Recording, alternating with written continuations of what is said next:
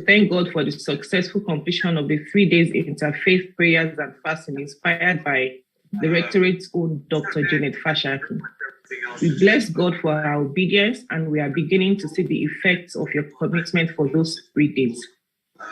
God gave the word. You are great for publishing it.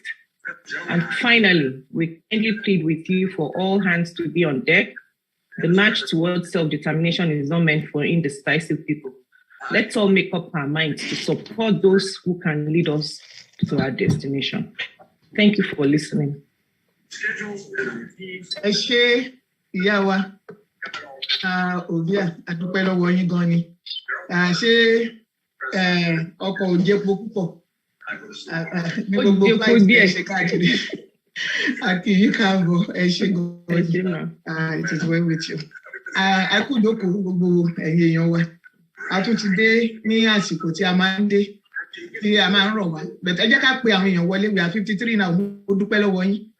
Far cry from when we started. Ẹ jẹ́ ká pe àwọn èèyàn wọlé. Ẹ jẹ́ ká pe wọn. Ẹ jẹ́ ká ràn wọ́n lọ́wọ́. Bó ṣe jẹ wá lógún, ó lè jẹ àwọn náà lógún bóyá wọn lọ bí iṣẹ́ wọn dé rẹ̀ wọ́n ní káwọn ti wo tẹlifíṣàn díẹ̀ wọn bá gbàgbé. Ẹ jẹ́ ká pe wọn wọlé. Bóyá ń jẹun lọ́wọ́ bóyá ń rojọ́ lọ́wọ́ báwọn kan ṣe wá síbi tó jẹ́ pé ẹjọ́ náà ń rò. Àwa tá a fẹ́ rojọ́ yẹn a lè mute ara wa ká má bàa kíkì wá out of this line. Tó tẹ bá ń disturb. Àfẹ́ káwọn tí wọ́n fẹ́ pay attention kan lè gbọ́ nǹkan tó ń sọ. Tó ẹ lè má mọ̀ pé bá ti mute tí èèyàn kan bá wá pè ẹ tún mute. Torí tẹ́ bá ti lè pè yín yẹn ó máa mute ara ẹ̀. So tẹ́ bá dẹ̀ wá ń sọ̀rọ̀ lọ a máa disturb wa. So ẹ ṣé adúpẹ́. Lásìkò báyìí wá ń sọ̀rọ̀ lásìkò tí mo máa ń rọ̀ ní pé ẹ ṣé adúpẹ́. Ẹjọ́ kájọ pé lásìkò báyìí wá ń sọ̀rọ̀ lásìkò tí mo máa ń rọ̀ ní pé mi bá gbé kò ní wọ ẹnìkan lọ́rùn. Láti dẹ̀ lè gbé yẹn owó ló ń jẹ́ bẹ́ẹ̀. Gbogbo ìyà táwọn tó wà táwọn Fúlàní fi ń jẹ wá owó ló wà lórí ẹ̀. Táwọn bá rówó ra bọ́n táwọn rówó ra bọ́ǹbù táwọn ṣe ìwọ̀n bá ní gbogbo ìhàlẹ̀ wọn máa mọ. Torí tó bá ní kán mú wọn ní one by one. Bàbá ńlá Fúlàní kan kò lè dá ọmọ Yorùbá ẹyọ kan mú nínú àwọn ọmọ wa kéékèèké tó ń jọkùnrin. Tó bá ní pé kán ṣe ní physical bet torí nǹkan tó ń kó lọ́wọ́ tó ń fowó wa rà òníyà tó ń fi ń jẹ wá. Ọlọ́run náà dẹ̀ máa fi yà yẹn kó máa fi kù wọ́n lórí. A ti gba àdúrà yẹn lọ́jọ́ mẹ́ta. Ọlọ́run dẹ̀ gbọ́dọ̀ gbọ́. Ìyá wọn yẹn ó máa rán sí wọn máa kọjú ìjà wọn tó dẹ̀ ti ń kọjú ẹ̀. Ẹ̀gbọ́n ṣe fi ara wọn ṣẹ̀ sínsìn. Àwọn gbogbo gómìnà wa náà tó ń gbà bọ̀dẹ̀. Rí wọn báyìí. Ọmọ kékeré CSP ló halẹ̀ mọ́ gómìnà odindi state. Tó wá ní àgbo àmì 2 phone calls. Ẹnu èèyàn bá ká nǹkan wọn ní ọgbọ́n ní àgbàlagbà fi ń sá fún màálù. Èyí bọ́n ṣe fẹ́ gbé ṣàríà. Ọgbọ́n ni bàbá fi kúrò bẹ́ẹ̀. Ọmọ ẹ lọ make 2 phone calls. Bẹ́ẹ̀ni. Abẹ́ ìlú kan. Mo rẹ́rìn mo rẹ́rìn bá mi rẹ́rìn. Abẹ́ ìlú kan. Nílùú wa à ń sọ fún wọn. À ń wí fún wọn. Ìyà tó máa jẹ wọn ó sì ń bọ̀. Náà ní rẹ́ẹ̀ni gbà wọ́n. A ní ká tètè dìde ń sìn bá ẹ̀kẹ́ káràmásìkì pé lórílẹ̀-èdè Nàìjíríà yìí ṣe fún Yorùbá. Bọ̀ wá sílé ẹjẹ́ àjọ lọ. Wọ́n ti fight ẹ̀ náà ni. Wọ́n á náà discriminate against àwọn. Ẹjọ́ bá wa mute àwọn tó bá ọ̀dọ̀ wa náà dẹ̀ ń sọ ní òkè ẹ̀gbọ́n dáadáa. Ẹ ṣé oyè lè tí mò ń sọ ni wọ́n bá wa kín lẹ́yìn. Ẹ ṣé tó bá jẹ́ yẹn. A ní kẹ́lẹ́ ní gbogbo ọkọ̀ tó ń bá jẹ́ lórí wa pé lórílẹ̀-èdè tẹlifíṣàn gedegbe. Àdúrà ń gbà mí gbà pé ká fún àwọn ọ̀gá wa tó fi wọ́n ṣẹ̀ sí. Àwọn tó ń gbàbọ̀dè kọ́lọ́run wọ́ wọn lẹ̀. Gbogbo àwọn tó sọ wípé Yorùbá nation yóò ní ṣe é ṣe sẹ́. Àní kó kú ṣùgbọ́n lójú ayé wọn báyìí kán rà dànù. Àbẹ́ẹ̀rí pé bẹ̀rẹ̀ ní láti tẹ́yẹ ẹnu èèyàn ò ká lù ú. CSP. Ọlọ́run gbà mí. Ṣèbí nǹkan tí Trump fẹ́ ṣe ni tó ń ṣe fún wọn. Tó bá tó bẹ́ẹ̀ ìjọ ní ìwọ̀n ó tún fi léèrè èèyàn mélòó ló kó wá ó lóun ní láti sọ fún ẹ nílùú ibi tí wọ́n fi ẹ ṣe chief security officer. Bẹ́ẹ̀ni. Ọlọ́run gbà mí. Ọ̀pọ̀lọpọ̀ lè má mọ implication nǹkan tá a rí yẹn n tó yẹ kí èèyàn dọwọ́ bojú ọjọ́ kejì tó yẹ kí wọ́n wá jíjẹ́ wàhálà wọn ti pọ̀ jù. Ọ̀yẹ́ ká jẹ́ olè rárá ọ̀yẹ́ ká wọ́n dè ní. Mi ò rí bẹ́ẹ̀ ni o. Ọ̀yẹ́ ká jẹ́ olè tó wá ń ràn yẹn tó wá yẹn wá gbẹ̀yàn dìde ẹni tó wá yẹn kó wá gbẹ̀yàn dìde wá. Káwọn dè kán tì mọ́lé. Mọ́mí wa wá jẹ́ kí n ṣàlàyé ẹ̀ fún yín ní ti olófin kí n ṣàlàyé ẹ̀ fún yín. Ṣé rí gbogbo àwọn South West governor yẹn? Táwọn bá dìde kan support wa báyìí ìyá máa jẹ ṣége sí wọn lára. Torí bó ṣe dúró yẹn tó bá sọ̀rọ̀ tó kọjá yìí ẹ̀ ọ̀dà máa wá láti Àbújá pé gbogbo àwọn security tó surround ẹ̀ tó pè ní security tí wọ́n yẹn. ṣebí nǹkan tó ń ṣe Nàìjíríà náà ni tó ń fẹ́ máa gbé ṣàríà wá sí South West tó fẹ́ kí ṣàríà jẹ́. Nǹkan tó máa federal wọ́n máa ń fẹ́ impose ara wọn. Please. For God's sake. Mọ́mí, ó lè máa mọ̀ pàwọ́ àlàmú bá sọ̀rọ̀ bóyá wọ́n sọ̀rọ̀ lọ́wọ́ ọmọ kan mute. Ẹjọ́ bá wa mute wọn.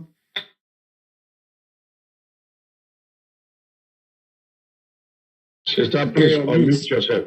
Sister, mute yourself.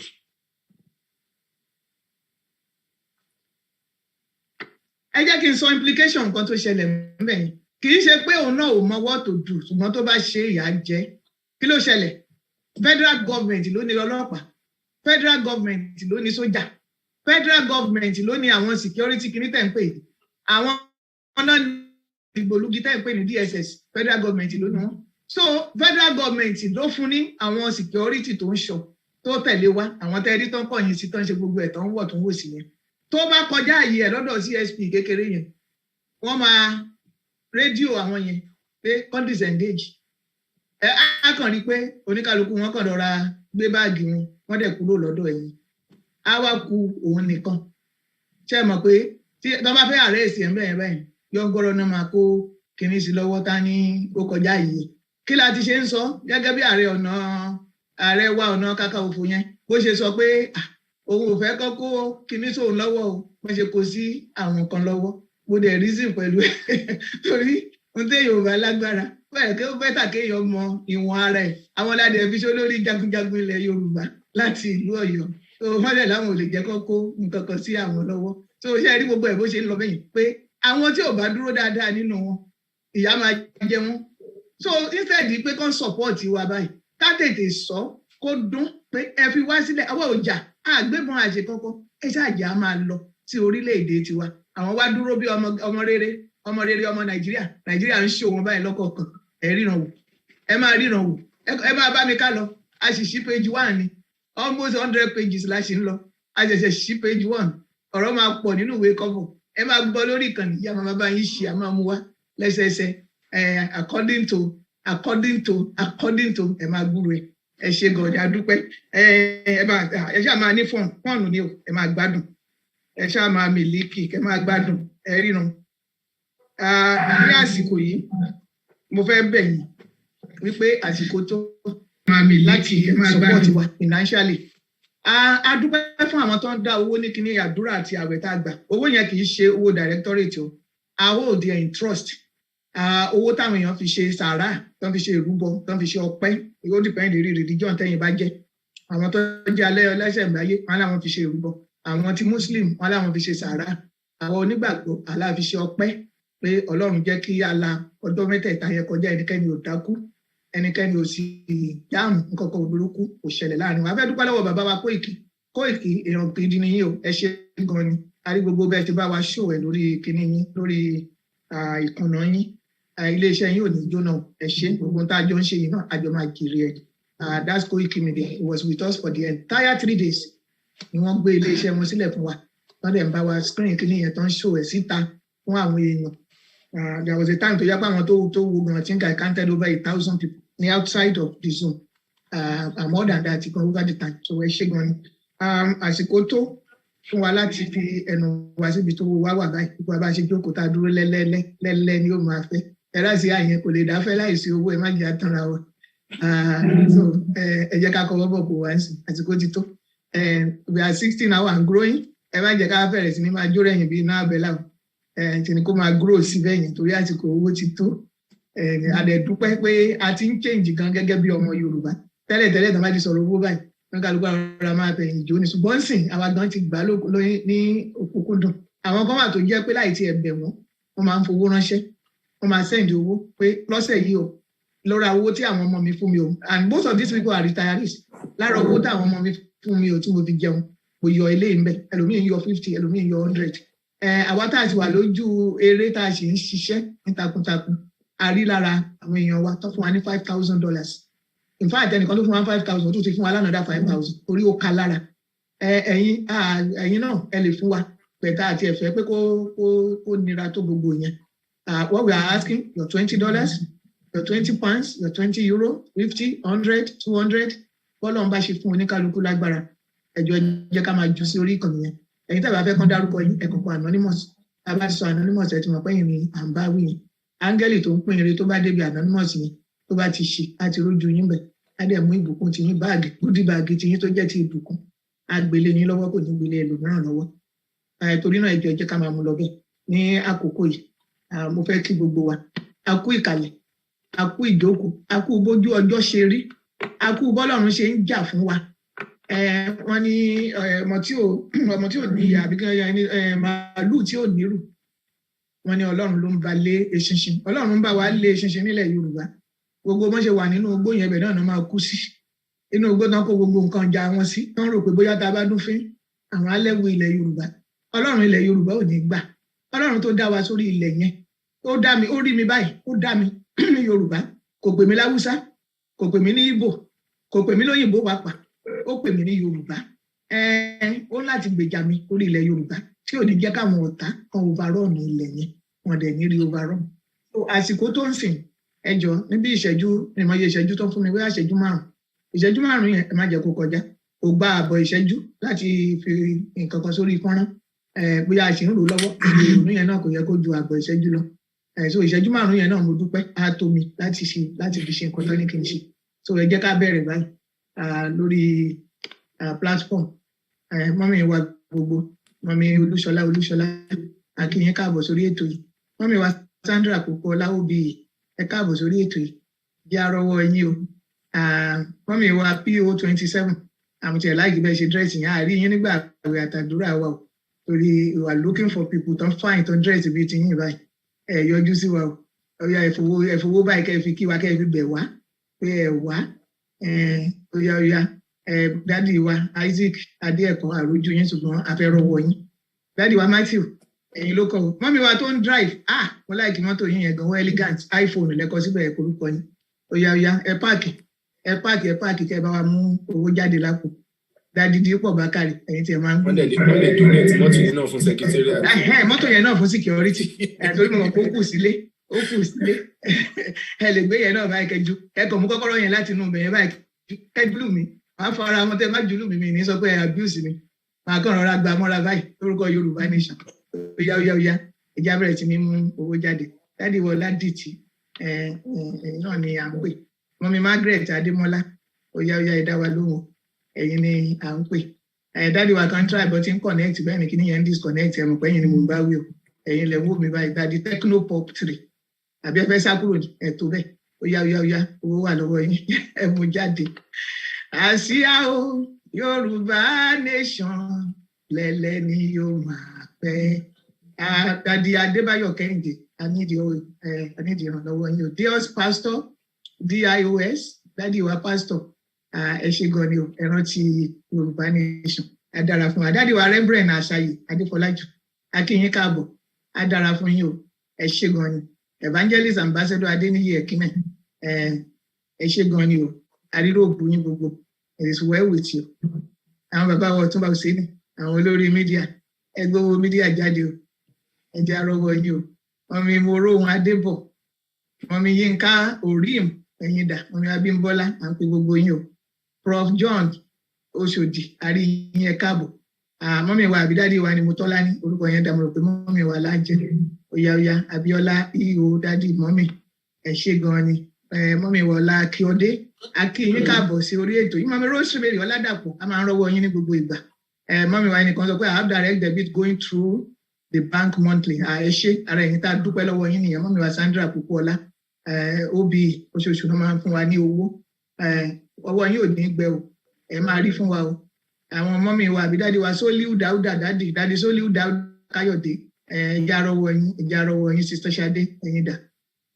Oya ẹ̀já tọwọ́ bọ àpò. Let me see what is going on lórí fọ́nrán. Ilé màá wọ́n ti máa dúpẹ́ lọ́wọ́ wọn dádì Stephen Paleti, ẹ ṣé adúpẹ́. Abíọ́lá Salami dádì mọ́mí £50. Ọmọ Abíọ́lá ò tú sílẹ̀, ẹ ṣé gbogbo gbàlá máa ń rọ́wọ́ yín. Ọwọ́ yín ò ní gbẹ o, ẹ ṣé gan ni. Ok, mo ti kà ṣe mọ́mí wa OB òyà ṣé èèyàn méjì ló fẹ́ fún wa lówó lé nìyí ẹ má jẹ́ orí bẹ́ẹ̀ ẹ má jẹ́ kó rí bẹ́ẹ̀ ẹ má jẹ́ orí bẹ́ẹ̀ rárá torí èmi gan báyìí mo máa lọ máa gbé amúṣe àbáyé tó máa wá jókòó tì yín lọ́rùn ajẹ́pọ̀ àníbi lọ lé ní orí ẹ gbọ́dọ̀ kọ́wọ́ bọ́ ẹ gbọ́dọ̀ mú owó jáde Ìjẹ̀ṣà lèmi o èmi máa ń lò ṣe owó ilé ní ọ̀fẹ́ àwọn olùdókòwò lè ṣe bóyá wọn sọ fún yín pé Ìjẹ̀ṣà lèmi o ẹ máa lò ṣe ó tì yín ní mọ́mí ìyá ni wúrà òyà ọyọ ẹja rọwọ́ yín o ọwọ́ yín dà ẹ jẹ́ ká rọwọ́ yín o ọyà nǹkan tá a wá gbọ́ yìí náà owó ló bá dé owó ló dẹ̀ máa bá lọ ọyà ẹja rí o £20 $20 kò sówó tó kéré bó dẹ̀ jẹ́ $10 náà ni ẹ jù síbẹ̀ àlè rí yẹn he lójú títì nǹkan tí yẹn náà bá ra tán bá kàn bá jẹ ju 500 àbí náà ṣòwò Nàìjíríà sí ìgbà bá fi máa kúrò mẹ́bọ̀ yá di 1000 yẹn gan làwọn ará ìlú ó fi bá wa taari wọn sọ sígbó ó ṣáà máa lọ bẹ́ẹ̀ ṣe gbúrò àwọn ará ìlú kan tán dìde ní area kí lórúkọ ìlú yẹn ń sìn báyìí o Czechoslovakia area ní last week nígbà tó ń sún wọn tán súnkàn gírí àwọn ará ìlú báyìí wọ́n dìde wọ́n ti sọ̀rọ̀ àǹdí presidential palace wọ́n bá tiẹ̀ lè bá wa rí wèrè tó wà ń bẹ̀ mú jáde kan wọ lójú títì kúrúkú àwọn olè wọ́n ṣe wà káàkiri gbogbo àgbáńlá ayé nìyẹn ìṣòro ẹnìkan wọ́n máa ń kọ́ra wọn ni láwọn ń give order pé shoot at sight ó ganan kọ́ máa sọ̀rọ̀ gbogbo àgbé orúkọ country yẹn ní gbogbo last week báyìí tí wọ́n ní gbogbo ayé ń gbọ́ táwọn èèyàn dìde tán sọ pé ó fowó léwó epo pé kò gbà bẹ́ẹ̀ níbo ló ti fẹ́ káwọn rówó wọn lè jẹun látàárọ̀ dalẹ́ ẹ tún lọ fowó sórí ewé epo ó bá tún lè mọ́ dáadáa àgbéṣẹ́ wọn nìyẹn tí a bá ń jà àwọn èèyàn kan perpetrate ìyà yẹn kó jẹ wọ́n dáadáa báwọn Fúlàní ṣe ń ṣe fún wa Ọlọ́run máa dá ìyà wọn padà fún un ó yẹ jẹ́ ká dìde o àtúntò arére yìí ó ti fẹ́ tó gẹ́ ìṣẹ́jú 5 tèmi ti fẹ́ pé abẹ́fẹ́ ń tọrọ ìṣẹ́jú 5 mi ní Kazakhstan ẹ ṣé gan ni Koiki ẹ ṣé mo mọ̀ pé wà current I know that Kazakhstan bẹ́ẹ̀ ni there is a revolt going on there right now ẹ lè Google fóònù yín mi ò ní parọ́ fún yín lórí fọ́nrán ìyá ní sọ nǹkan tí ò bá ṣẹlẹ̀ fún it is really going on now it's really terrible over there àwọn tó yá wọn níbọn ṣe máa ṣe yẹn mú pé wọn á lè yá wà náà ní nǹkan ní wisdom tó ń lò tán fi bọ́ 30 country tó jẹ́ kókó tán kó bọ́n lọ́wọ́ yá against ọmọ yìí tán fi mọ gbogbo bí rìbóòtì yẹn ṣe dìde that's the will of the people olẹ́wọ̀n yẹn bàbá wa Gabriel Akínpẹ́tidé àti ìrọ̀wọ́ yín tani àti ìdárúkọ ń bẹ̀ gbogbo yín tá a ti dárúkọ ó yá ìgbórúkọ yín lárugẹ o $50 from ìyániwúrà ṣe àdúpẹ́ gbogbo ẹ̀yin tá a ti dárúkọ yẹn lórí ẹ̀ṣọ́ ọmọdúnrún ẹ̀kọ́ wọ́bọ̀kù ẹ̀mú jáde a nílò owó yìí tẹ́mọ̀dẹ̀ ẹ̀fẹ́ bá ti kò í dúpẹ́ gbogbo àwọn tí wọ́n gbàgbé àtàdúrà tán fi owó ọrẹ sílẹ̀ mi ò sọ tán ní ti $9 tí ibi tí àwa wà ń bí we saw $504 ìgbà tí accountant bá sọ̀rọ̀ ìlú UK làwọn wà máa sọ iye fún wa tán rí ní UK Amẹ́ríkà ò tún sí mọ́mí àgbẹ̀ òdì kan bá sọ̀rọ̀ wọ́n sọ pé how do I send it to you ẹjọ́ ẹ bá wa fi sórí fọ́nrán mọ́ ṣe máa send ẹ̀ ṣé Amẹ́ríkà lẹ́wà ṣe lé zell mọ́ mọ́mí ìyá ni wúrà ṣe bá ní zell is Yoruba Nation USA @gmail.com Yoruba Nation USA @gmail.com tẹ bá send ẹ̀ sí báyìí a máa tún nínú àkáǹtì yẹn right away ẹ ṣe àdúpẹ́ yẹ ká gbé bọ́n ṣe máa lè sanwó yẹn sí orí ìkíní fún àwọn ará UK àwọn ará Canada PayPal lẹ́yìn máa fi send it àwọn ará UK wọ́n ní bọ́n ṣe send it wọ́n dẹ̀ ní Cash App rò pé Cash App náà máa ṣiṣẹ́ àbí ṣáà ní Cash App yẹn yan wà accountant ní Cash App wà tí Cash App bá wà ẹ bá wa send Cash App account ṣe Cash App wà bí iṣu yóò bá ti Cash App ẹ jáde Cash App ó easy láti àti ok àwọn United States of America òun lẹ́ ń wò yẹn BB&T lórúkọ báńkì wa ẹ bá dẹ̀ fẹ́ lo zell Yoruba Nation USA @gmail bó bá dẹ̀ jẹ́ UK ni àwọn náà ní tied account pẹ̀lú Yoruba Nation Global Directorate wọ́n tẹ̀lé àkáǹtì méjì orí during the week ẹnìkan sọ fún mi pé àkáǹtì méjì ni wọ́n ní òun fẹ́ fowó sí àkáǹtì wo ni kò ń fi sí ní either one bóyá kan savings bóyá kan current wọ́n ṣe àlákáǹtì méjì sílẹ̀ so èyíkéyìí lẹ lè fi sínú ẹ bá wa fi sí ẹ̀yìn àwọn ará Canada PayPal ẹjọ information PayPal dà ẹ wá gbé information PayPal náà síbẹ̀ ìtàló ń kọ́ o èwo ló ń jẹ́ tàló sà bàbá wa evangelist àárín yín nígbà àwẹ̀ àtàdúrà bàbá ibo lẹ wà rò pé mi àti yín ṣẹ̀ṣẹ̀ máa jọ bẹ̀rẹ̀ tiwa báyìí a máa bẹ̀rẹ̀ àwẹ̀ àtàdúrà tiwa torí ẹ̀mí ìsìn tó mo lẹ̀wẹ̀ wà ní Italy àwọn ará Italy join wa àwọn Germany join wa àwọn Canada àwọn Australia Nigeria àwọn Nigeria ti ẹ̀pọ̀ tó ń join wa 3 days yẹn báyìí non-stop làdúrà non-stop ni àti ẹni ká máa ṣe ní 3 hours kò possible non-stop ni ń bolẹ̀ wà ẹ ti dé nsìn o ó yẹ já bẹ̀rẹ̀ àwẹ̀ àtàdúrà tiwa máa pè yín ẹjọ́ bẹ̀rẹ̀. Ó pẹ́ kí n tó gbọ́ but mo ti sọ̀rọ̀ pẹ̀lú Dr. Barrister Odumosu later ó pẹ́ kí n tó rí message yẹn. all right torí afẹ́kẹ́ bá wa bẹ Ifá olókun asọ̀rọ̀ dayọ̀ tó ń fọ̀rọ̀ wa dayọ̀ nílẹ̀ Yorùbá. àfìgbà kan kó ń di ẹ o. ẹ ṣe tá a bá tún wá fi àwẹ̀ àtàdúrà sí iṣẹ́ kó di dandan nìyẹn báyìí ó ti di èmi dandan ni màá gbowó mi là ń sọ fún Ifá yìí wọ́n gbọ́dọ̀ dá wa lóhùn.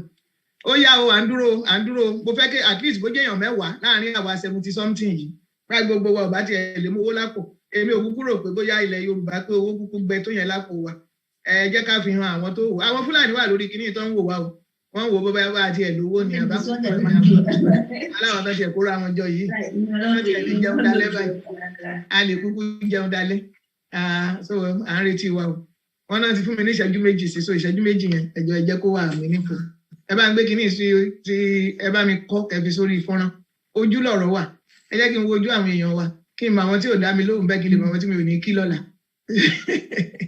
ó yẹ ẹ bá mi gbé kúrò Koiki, can you get cash app please?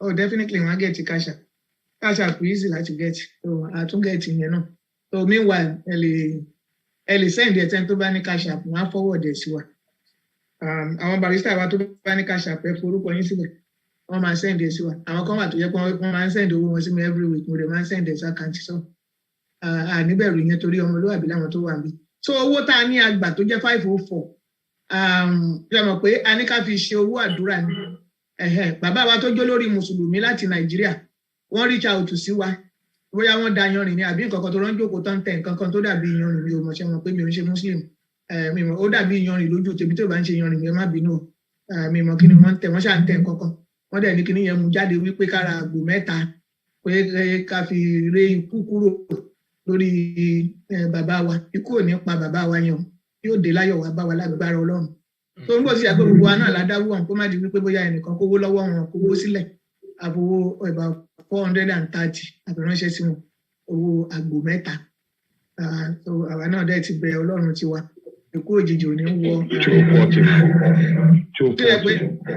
240,000 naira I'm converting it into dollars 80,000 kọ̀ọ̀kan. náà pé 240,000 exchange rate jẹ́ 560 òun la fi send olófin jẹ́ 430 by conversion so 504 then owó tó wọlé ní ti náírà ní ti dollars so tẹ́ bá yọ kúrò ẹ mọ iye tó kù adẹ ní pé kí directorate hold in trust for the prayer group àwọn prayer group torí ó dàbí ká máa fọ́ọ̀mù committee prayer group from gbogbo ibi tó ọmọ Yorùbá bá wà a máa fọ́ọ̀mù committee yẹn tó dẹ̀ jẹ́ pé tá a bá ti ṣàdúrà tó a máa ṣe ọrẹ títí tó fi máa tó nǹkan tó lè fi open account lórúkọ marathon prayer bóyá n ta máa pè nìyẹn marathon prayer because tó bá jọjọ kan la máa fi ṣe 24 hours yẹn máa pé gédégbé káàdì ẹ̀ ní mẹ́nu dúró ní gbogbo ọ̀nà tá a bá fi lè ké pe Ọlọ́run tó fi máa dá wa lóhùn ẹ ṣé I still have problem maybe Barry Odumosu Pastor Odumosu will collect it and forward it to the right channel and bẹ́ẹ̀ ni wọ́n àgbà ẹ ṣé.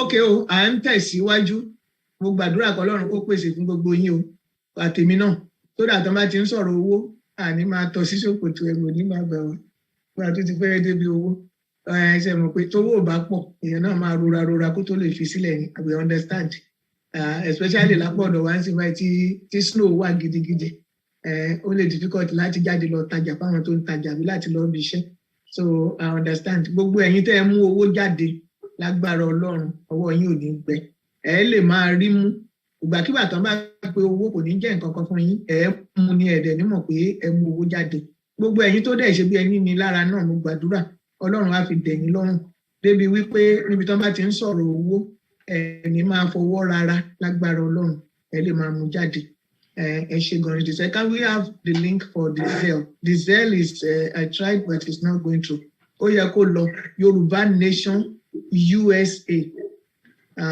Okay, $50 euro on the way. Baba wa evangelist ẹ ṣé gan ni a dúpẹ́. Thank you very much, sir. Àwa tó kù náà tí a bá ní ìrònúpìwàdà pé ó yẹ ká support ìkíní yìí, ẹ jẹ́ ká máa fi síbẹ̀. Bàbá tí ń rí, a máa dúpẹ́ lọ́wọ́ yín. Ọlọ́run á dẹ̀ máa dúpẹ́. Ó bá dẹ̀ wá jẹ́ ẹni tí ò ní rárá, ẹni tó bá ní kó má sọ pé òun ò ní o, kó má bàa gbà tọwọ́ ẹ̀. Tó bá jẹ́ pé ẹni tí ò ní rárá, gbàdúrà Ọlọ́run á pèsè ọ̀nà àbáyọ fún yín. Tẹ́yìn náà fi máa lè mú owó jáde níbi tí gbogbo àwọn èèyàn bá ti ń fi owó sọ̀rọ̀. Ẹni máa fi ìráhùn sọ̀rọ̀ lágbára Ọlọ́run á dára fún gbogbo wa. Ẹ ṣé àdúpẹ́ gan-an. À ń tẹ̀síwájú at this time. We are going to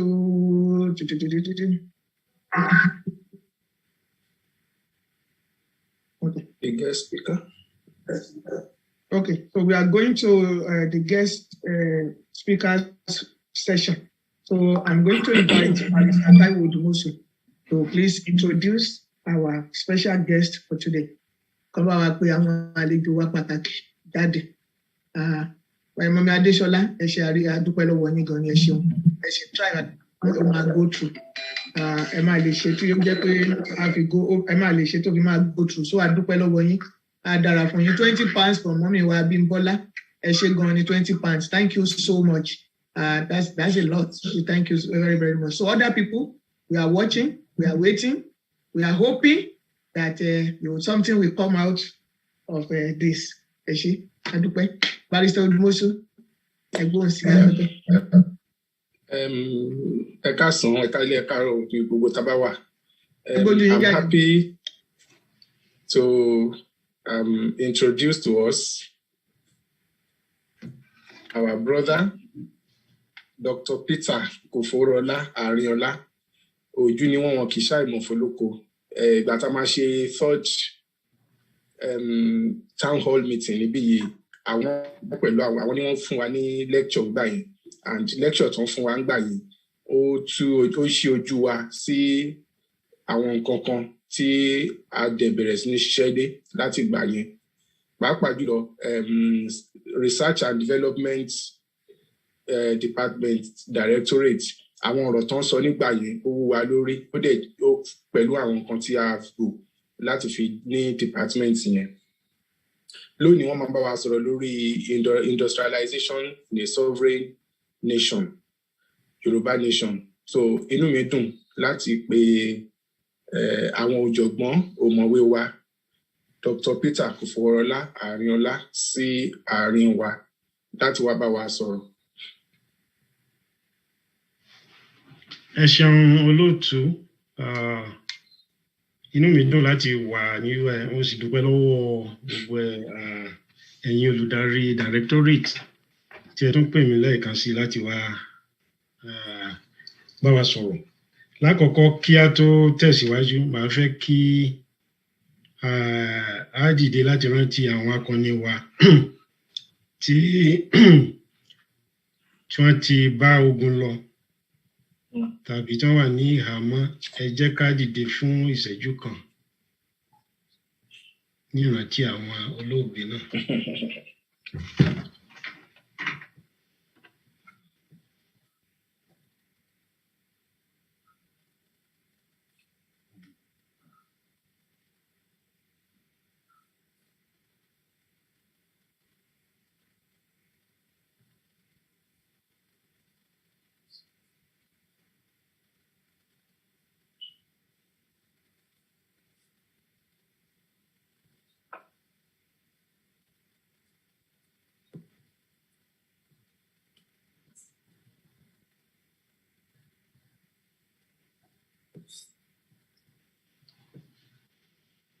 Ẹ jẹ́ kí a jókòó. Kí Olúwa kí ó tẹ́ wọn sí afẹ́fẹ́ rere. Bí a sì ṣe ń lọ, gbogbo àwọn ènìyàn wa tí wọ́n wà ní ìhámọ́, kí a máa gbàdúrà pé kí Ọlọ́run kó tú wọn sílẹ̀. Ọlọ́run tó tú Paul Apostoli sílẹ̀ nínú túbú yóò tú gbogbo àwọn tí wọ́n wà nínú ìgbèkùn, yóò tú wọn sílẹ̀ ní ìrọ̀rùn fún wa. Ní orúkọ Jésù. Ní àkọ́kọ́ náà, mo fẹ́ introduce ara mi gẹ́gẹ́ bí màmá mi Ìjẹ̀ṣà ni wọ́n. Ẹ sọ pé ọwọ́ òbòkun ọmọ bẹ́ẹ̀ni dájú ẹ káàbọ̀ sórí ètò ọmọ Odùduwà o tún kí yín lákọ̀tún. Ìjẹ̀ṣà kì í ràṣánà ilé ni ẹrú ọwá tí múná roko. Bẹ́ẹ̀ni o. Bàbá tó bí màmá mi ilé ọba náà ní nílùú wa ní Ìlọ́ra Akíbíó. Ilé màmá mi ìdílé wọn ní tí eégún wọn ni ó jẹ́ ìdílé olórí eléégún nílùú wa. Ilé bàbá mi àwọn náà ní jẹ́ olórí àwọn olóró. Màmá tó bí bàbá màmá mi àwọn náà jẹ́ bí akọ̀wé wọn kọ́ kọ̀wé tí wọ́n sì di Christian. So ẹ rí i pé gbogbo nǹkan wọ̀nyí ẹ̀jẹ̀ àwọn wọ̀nyí ó wà nínú ẹ̀jẹ̀ mi. Nítorí náà ọmọ Yorùbá pọ́nbélé ni mí. I'm a Yorùbá by birth and parentage. Ìlú mi ni a ti rí bàbá Ààrẹ Ọ̀nà Kakanfò Ààrẹ Látòsà, ibẹ̀ láti bí wọn. Ibẹ̀ ni wọ́n dàgbà sí kan tó darapọ̀ mọ́ ọmọ ogun Báṣọ̀run Ògúnmọ́lá tó wá di pé ó jẹ́ bí Ìbàdàn. Ìlú yìí náà láti bí bàbá Wàhábì Fọláwíyọ́ tí a mọ̀ bí olórí kìíní. Tí bàbá Wàhábì yìí gan la fẹ́ sọ̀rọ̀ lé lórí bí a ṣe lè ṣe ìdásílẹ̀ orílẹ̀-èdè Yorùbá nípa industrialization.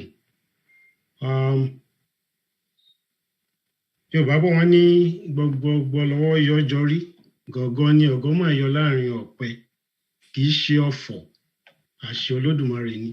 Àwọn ọmọ Yorùbá ibikíbi tí a bá wà, àwọn máa yọ jù wọ́n lọ ní tọmọtọmọ. Mo sì nígbàgbọ́ pé Ọlọ́run Odùduwà, Ọlọ́run Ọ̀rànmíyàn àti Ọlọ́run bàbá wa Ọbáfẹ́mi Awólọ́wọ̀ yóò mú wa dé ilẹ̀ ìlérí náà ní ayọ̀ àti àlàáfíà.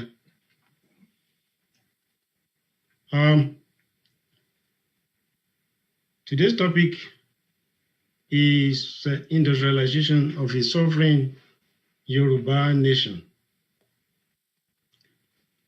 The purpose of this paper is to reassure us all, to convince all the doubting Thomases of greater benefit of having a politically and economically independent nation, and how to deal with the Sambalats and the Tobiases among us who may stand on our way of reaching Yoruba nation self-determination.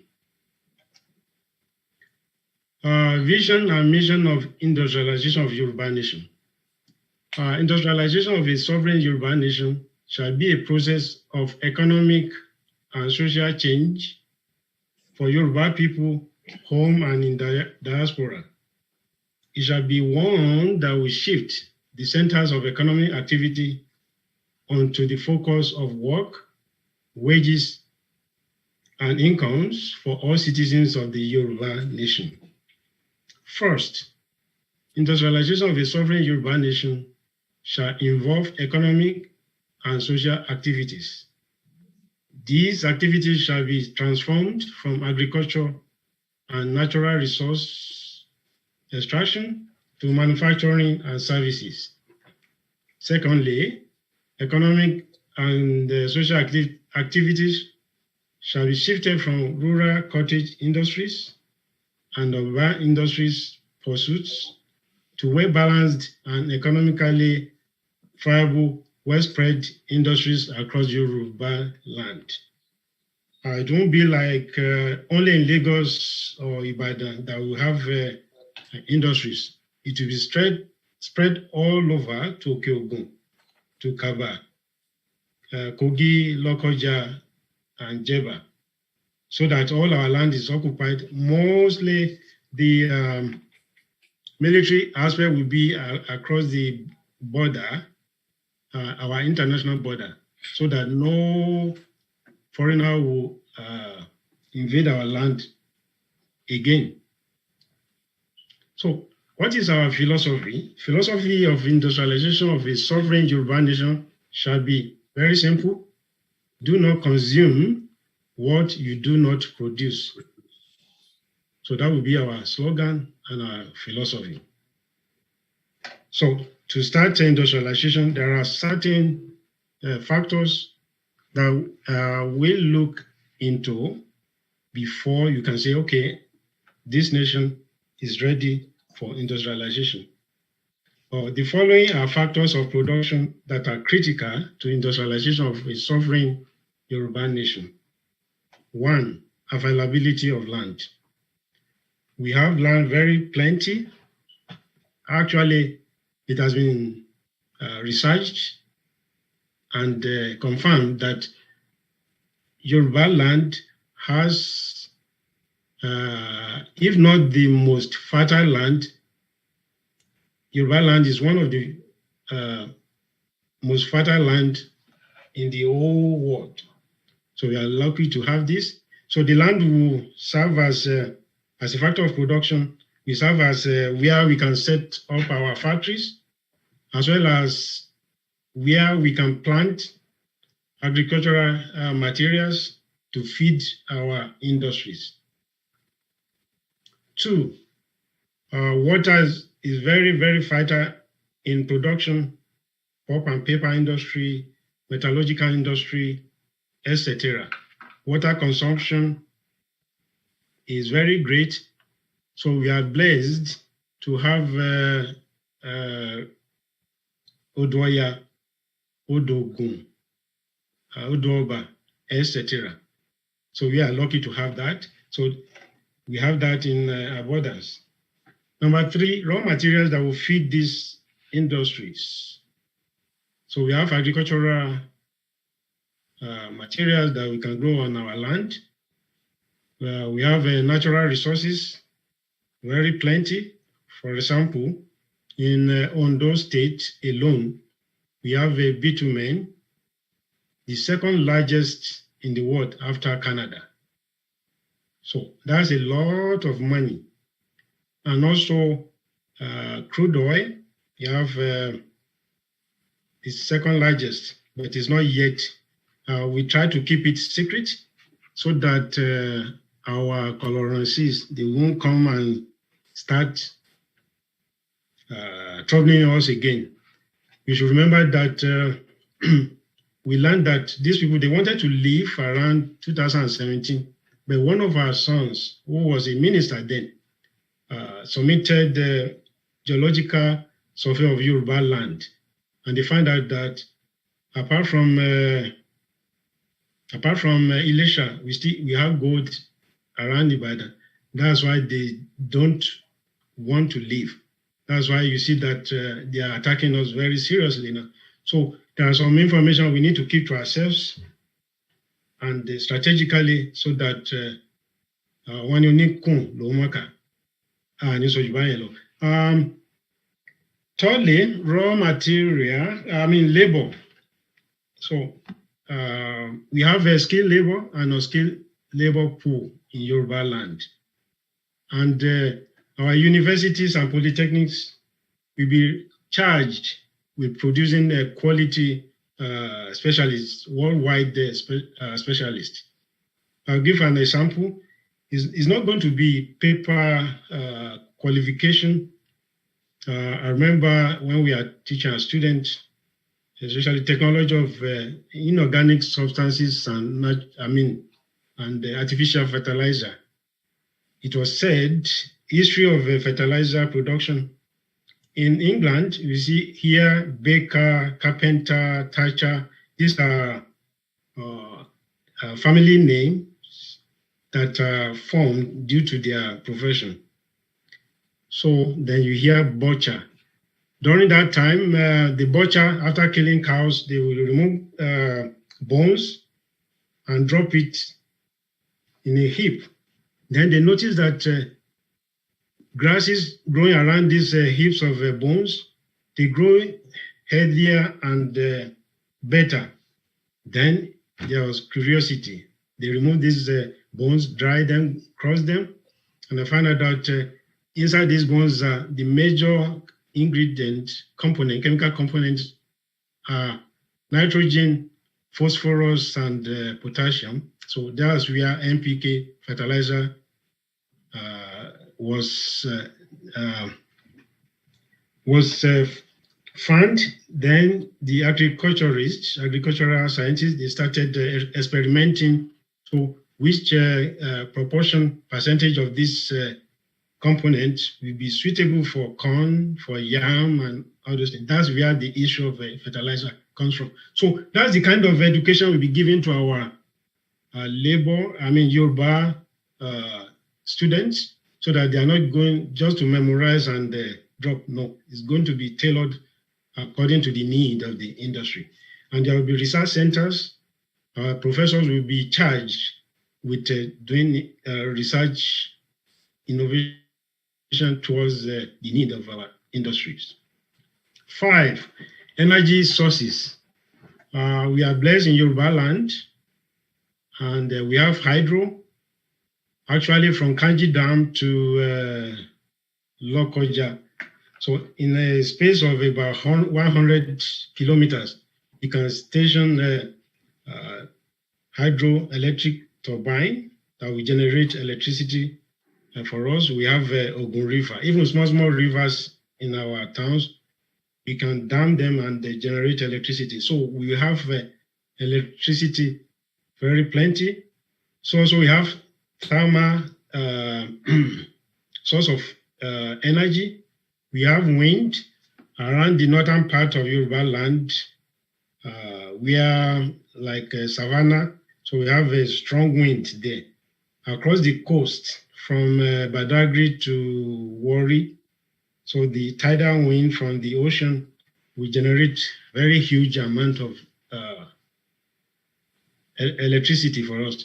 So also solar power, so also sun, geothermal, tidal oceanic wave.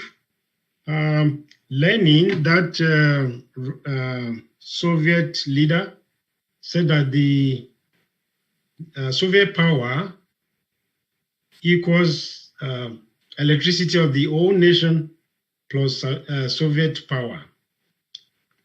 Soviet society equals electricity of the whole nation plus Soviet power.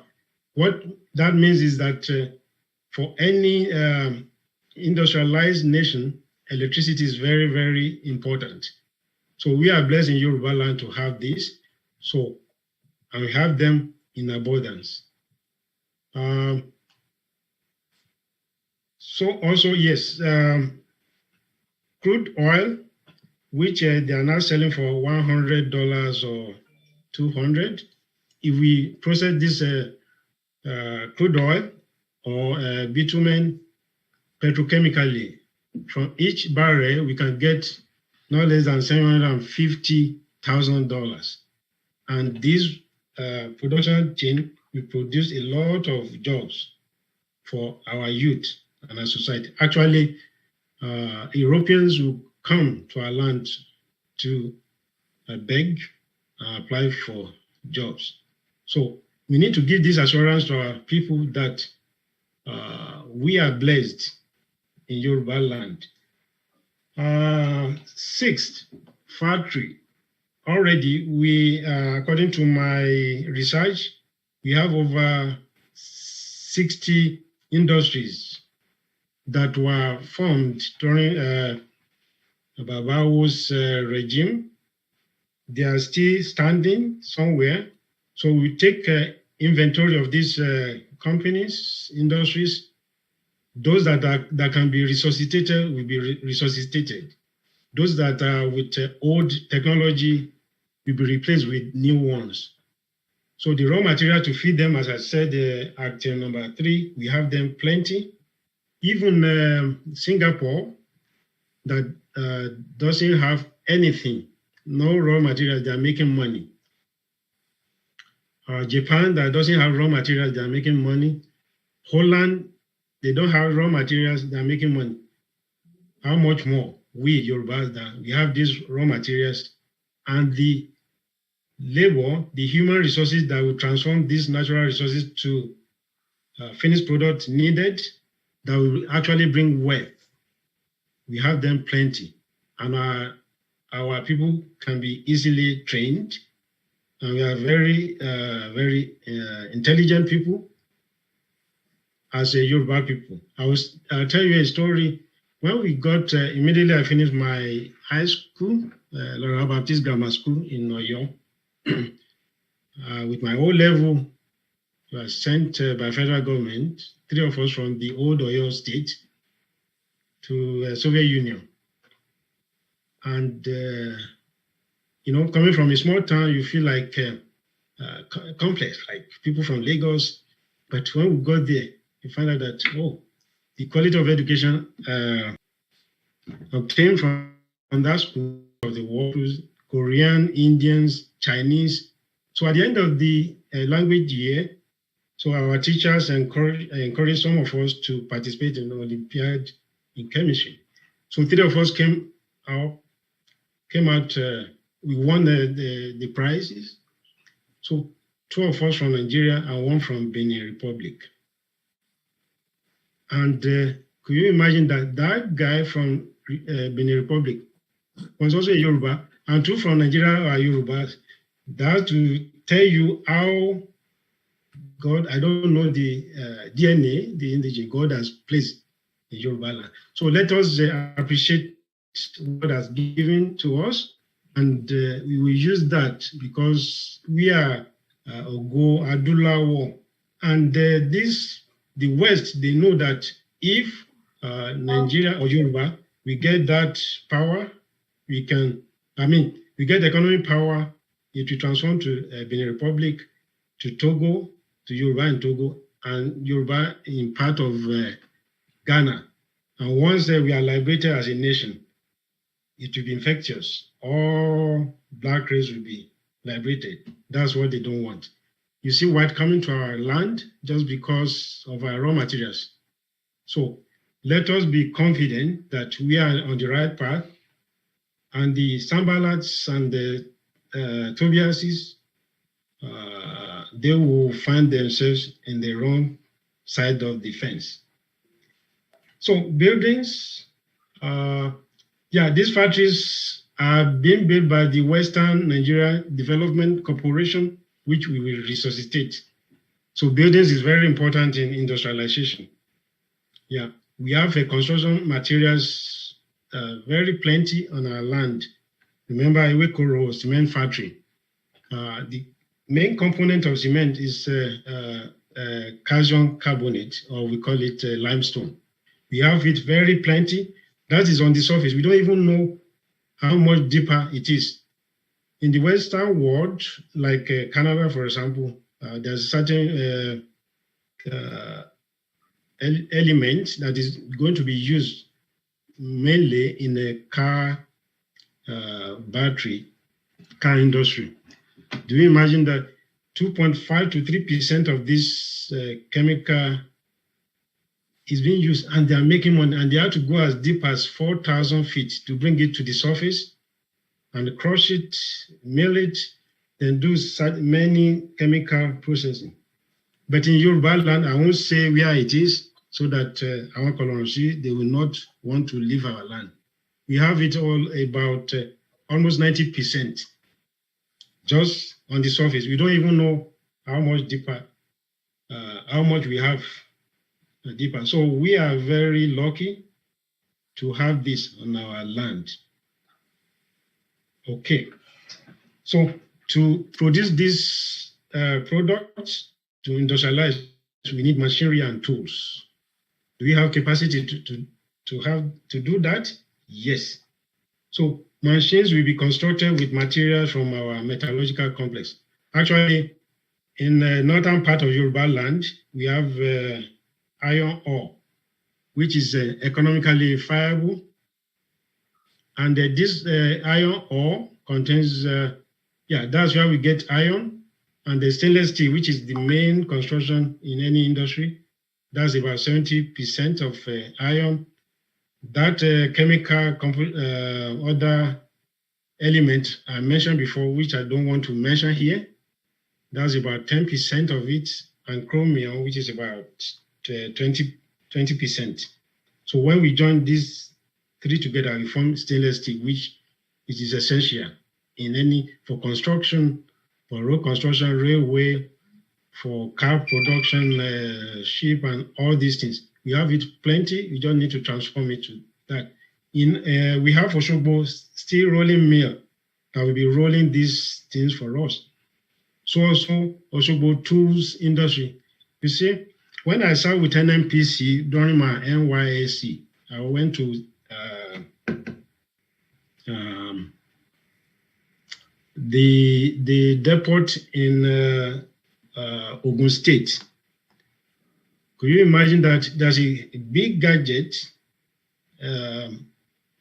imported from Japan? Because of certain parts lost, they couldn't fix it. They had to buy a new one.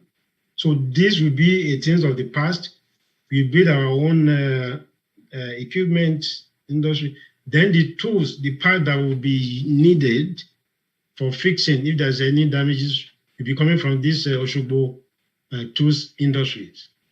And we train our people how to manage that. 9, transportation.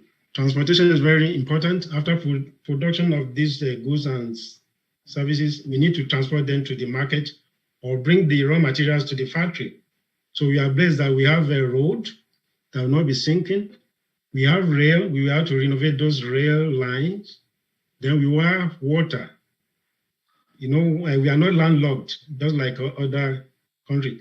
We have an ocean that we can transport our goods from Marina or Badagry to any part of the world.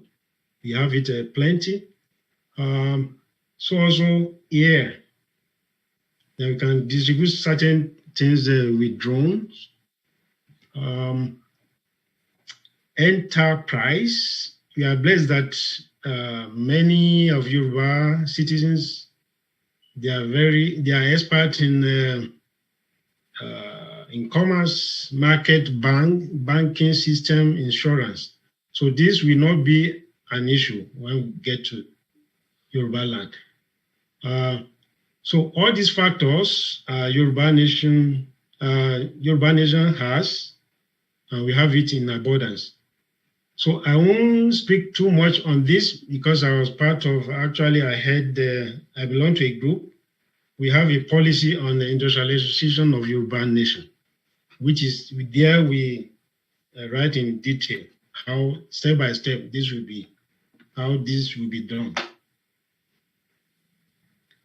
So Yoruba self-determination as a project, there are 5 aspects of project management.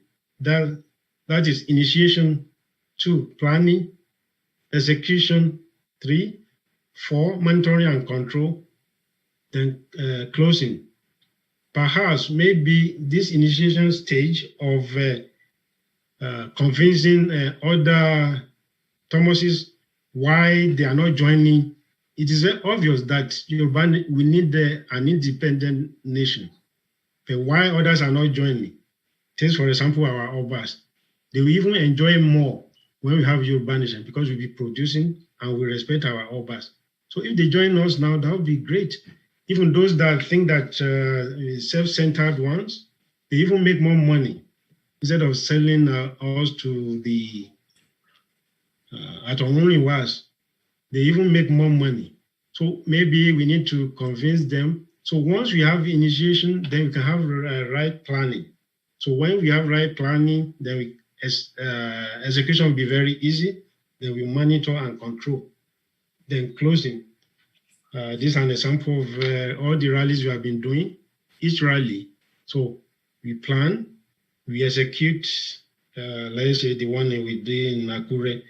We monitor all the things we are going. At the end of that rally, we look at the back, what we have done wrong, what we can do better. So if we take every aspect of our agitation as a project, and we do that, that will help us to excel and get to the promised land quickly.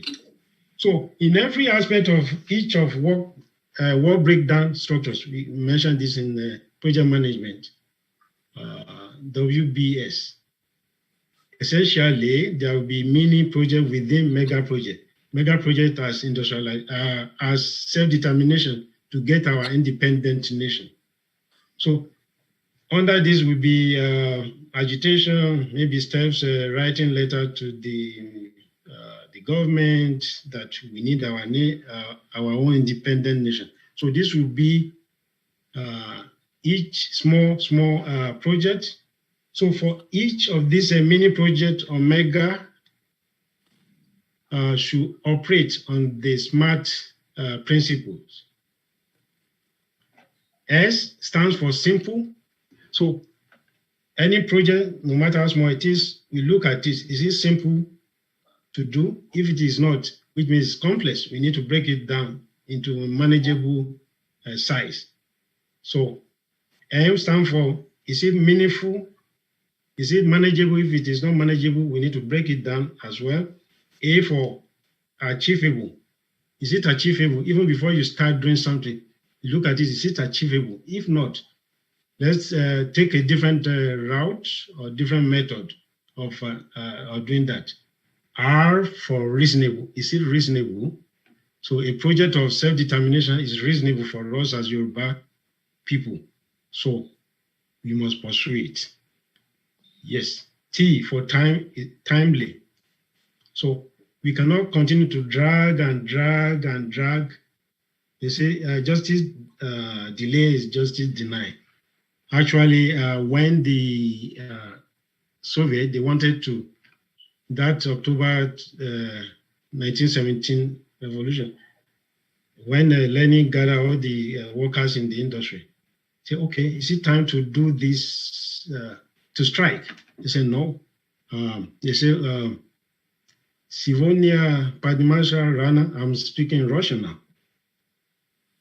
Poste Satra Posna.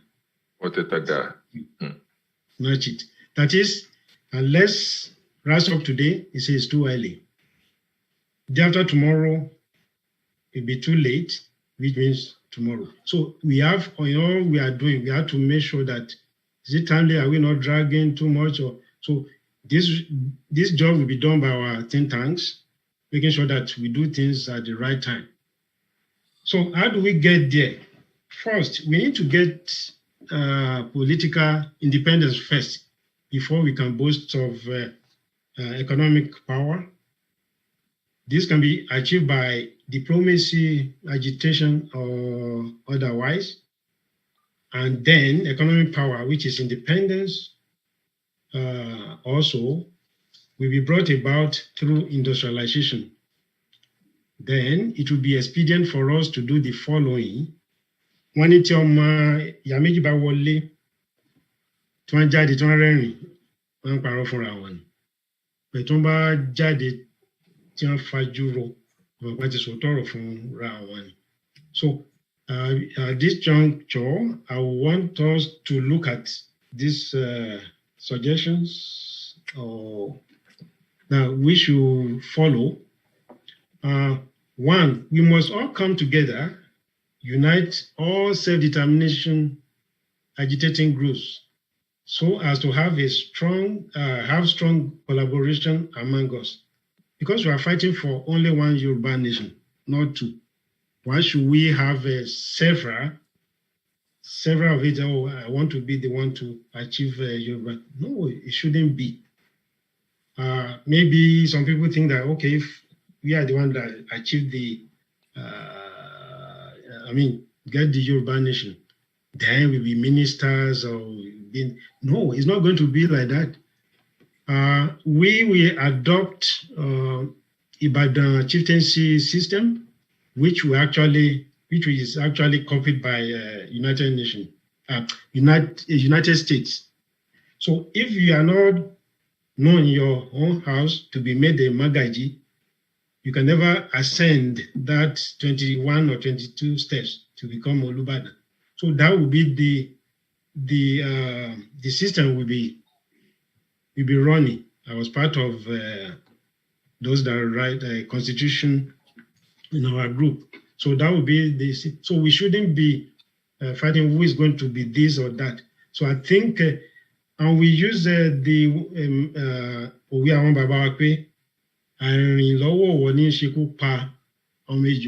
we use it, but in actual sense, we don't actually implement it in real life. And as Einstein said, we do things again and again, and we are expecting a different result. It's not going to be. Baba sọ pé ká ṣe bí wọ́n ti ṣe kó lè bá rí bí wọ́n ṣe bí ṣe rí. Bí àwọn àgbáyé orílẹ̀-èdè míì bí wọ́n ṣe ṣe tí wọ́n fi achieve tiwọn ní káwọn náà ká ṣe. Olúwa gbà fún wa. 2, search, identify and select a capable leader who is able to delegate authority to teams to perform various needed assignments. That will be very, very important for us. 3, open and operate only one single bank account, not 2. We need to pool our resources together. So we have over 100 agitating groups. You can imagine if each of us, we are donating 1,000 to that post. Let's say monthly or every 2 months. That would be 100,000. Let's say monthly. So 2 months will be 2,000. So if you have that, we can actually mobilize our foot soldiers at home. They will comb our forest from Ekpe, then from Badagry to Abeokuta till we get to Kaba and push our enemies away. In 2 weeks later, we do the same thing. By the time we do this, they will know that we are serious in Yoruba land. So these are just something practical that we can do. So 4, find and select people of high integrity with relevant knowledge and experiences to form think tank group, various strategic teams and committees. Because why this is very important? Because 5, we must be proactive but not reactive in our dealings. Many dangers could be easily averted if well anticipated at onset and prepared for. There are certain things we've done. I've talked to Barrister Dumosu and Barrister Gedengbe that something could have been done. That is when we have a system in place, and it will help us to advance certain. That energy we are now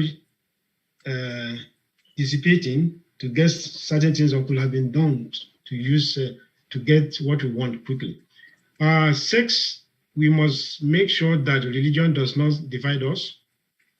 Christianity, Muslim, indigenous, and we are so lucky in Yoruba land. In the same family, we have a Muslim, Christian, and our election Balai. So because you see, one professor was saying that it was written in the Bible that Amateko and those. Why all this? Let every citizen of Yoruba land practice his own religion. And I always say that we will, when we go to the land beyond, when we all die, the Christian book promises that you go to paradise, and Muslims say you go to Al-Jannah, and the Ambawa Sokwe wa lo si orun rere. The only thing you should avoid is to go to hell or Orun Apadi. So, but if you are not sure of where you are going, just you can research.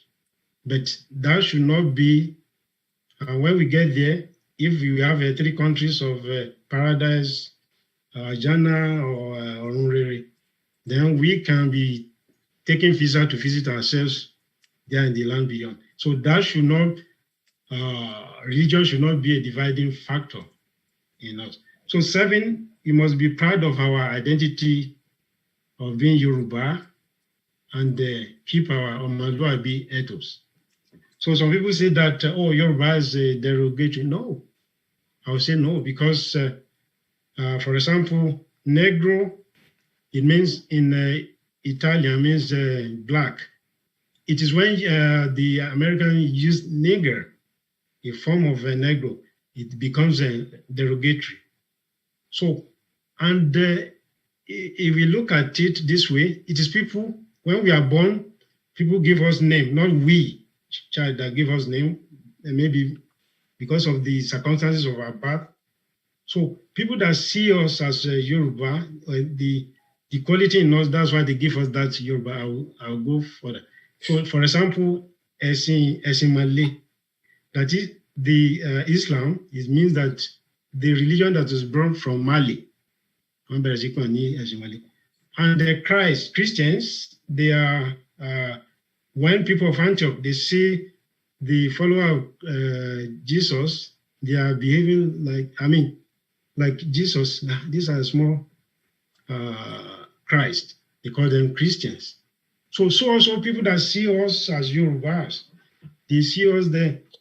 As our Baba Ogunde says that Yoruba, yo, binale, ruru bi omi okun, Baba ba, Baba ni Baba je. Yo, that is something like light, bright, dazzling, bright.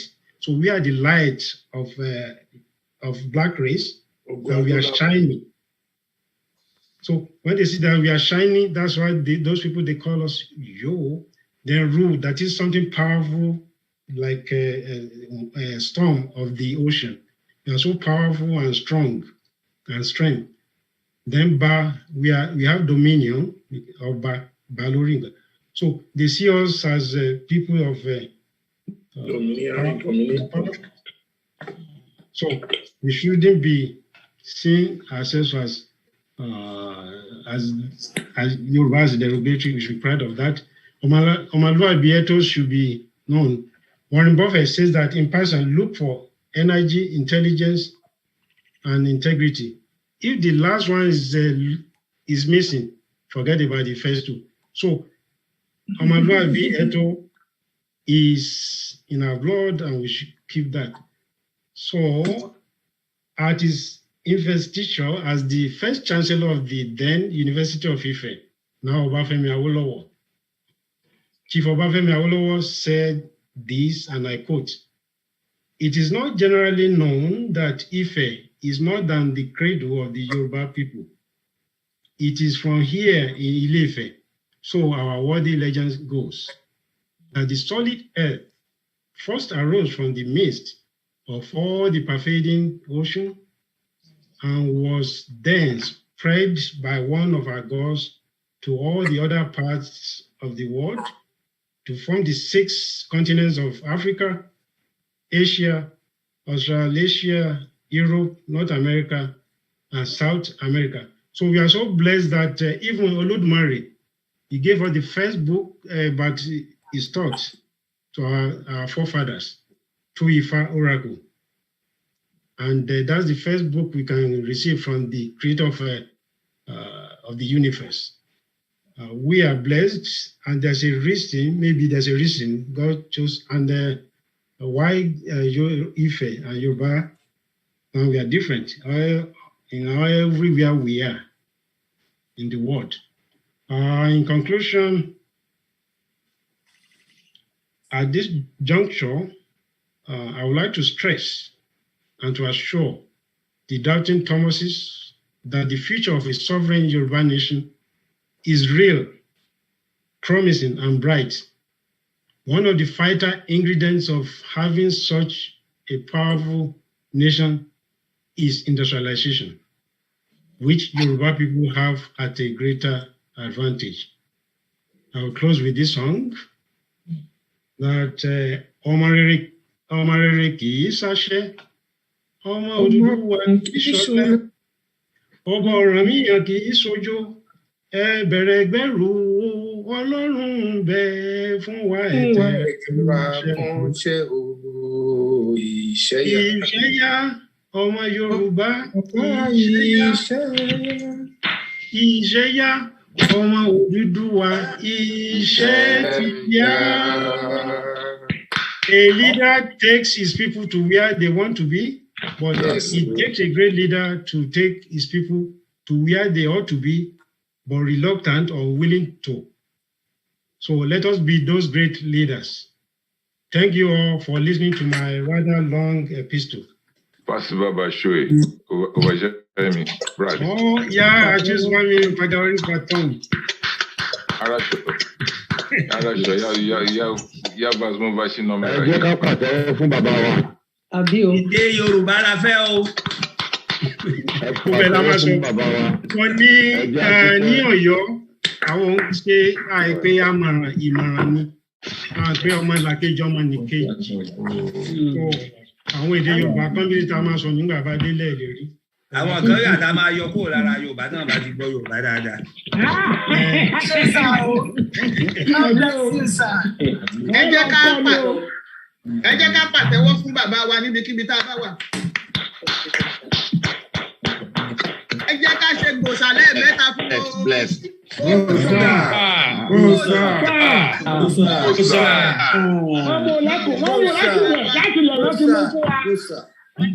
bàbá wa adúpẹ́ púpọ̀ lọ́wọ́ yín.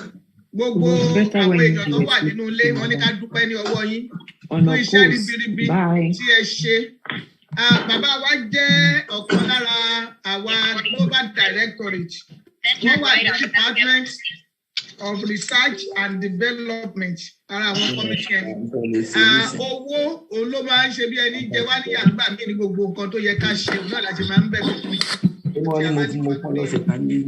Ẹjọ́ ẹ jẹ́ ká mute ara wa. Ẹ jẹ́ ká mute ara wa. Barrister Ògèdèngbé mute ara yín.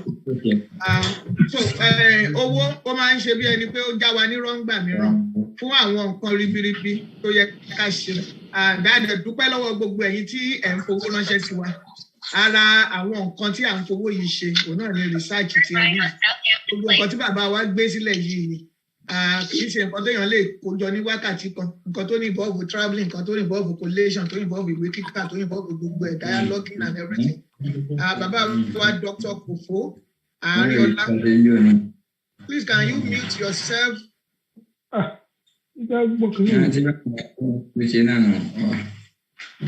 wa Kofo Aarinola. Lọ sí orílẹ̀-èdè tó máa perfect. A ṣe mistake ń pa sọ́ni mu. Ìhà méjì la máa fi ń kọ́. Wọ́n ṣe jẹ́ pé ìhà méjì. Wọ́n ní ìgbà tí wọ́n kọ Árónì sínú Bíbélì bẹ̀rẹ̀ pé wáyé tó jẹ́ ìhà méjì. Ẹ̀wá jẹ́ ti iye tó ti jẹ́ ti Yorùbá. Ẹ̀wá ní ìhà méjì. Torí pé dòdò rere mi, that's the correct form. So we'll be perfecting every aspect of our dealings. Our culture. Very soon. I'm very confident on that. And a máa débẹ̀ tó jẹ́ pé gbogbo ọ̀rọ̀ wa gan àti delivery wa everything will be in Yorùbá. Ẹ ṣé bàbá wa dúpẹ́ lọ́wọ́ yín. A máa rí yín bá o. Ẹ ṣé gan ni fún iṣẹ́ takuntakun tí ẹ ń ṣe. Lásìkò yìí mo fẹ́ ká jókòó ká relax. Ẹ jẹ́ ká gbádùn fídíò yìí láti ọ̀dọ̀ àwọn ọmọ Yorùbá rere. Ẹ lè mọ̀ pé kì í ṣe àwa arúgbó nìkan, kì í dẹ̀ ṣe àwa ọmọ ọ̀dọ́ nìkan ni à ń gbé ọ̀rọ̀ yìí lárugẹ. Good afternoon. Can you take me to where I can get continental food? Like chicken and fries, burger, spaghetti. Yeah. No, I don't want that. Yeah, I don't want. How many Yoruba girl? Yes. Excuse me, Baba. I'm not spring. I don't get it. Yes, I'm Yoruba. Ni mo de gbọ́ Yoruba. Ọmọ Ìbàdàn ni mí. Ìbàdàn. Ẹ ti sọnù àǹtí. Ẹ ti sọnù gidi gan. Ó dà ẹ bá yọ̀ fún tọpọ̀ Ìbàdàn kó lè sọ fún yín. Bẹ́ẹ̀ bá kí Ìbàdàn ní ìsìn. Yín gbé lọ síbẹ̀ yẹn lọ́fẹ̀ẹ́. Yín sì lóúnjẹ fún yín. Yín sọ oúnjẹ yín. Sorry, I can't hear you well. Bẹ́ẹ̀ni, bẹ́ẹ̀ bá kí Ìbàdàn ní ìsìn. Yín gbé lọ síbẹ̀ yẹn ní ọ̀fẹ́ yín níbo lọ́wọ́ yín. Yín tó sọ oúnjẹ tẹ́fẹ́ lọ́ra. Are you for real? Bẹ́ẹ̀ mo sọ fún yín bẹ́ẹ̀ ni. Oh my God. Ricky Ìbàdàn. Bẹ́ẹ̀ni. Olúyọ̀ ní ọmọ àjọrò sùn, ọmọ alóyún kú. Ìbàdàn nígbà ní ìṣẹ̀lẹ̀ ìrìnà lílọ sórí ogun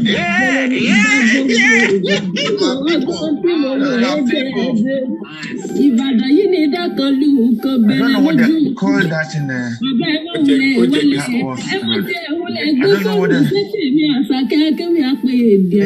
the English don't have that. Let me let you hear that in a bit. It's like I don't know which word am I going to use for that.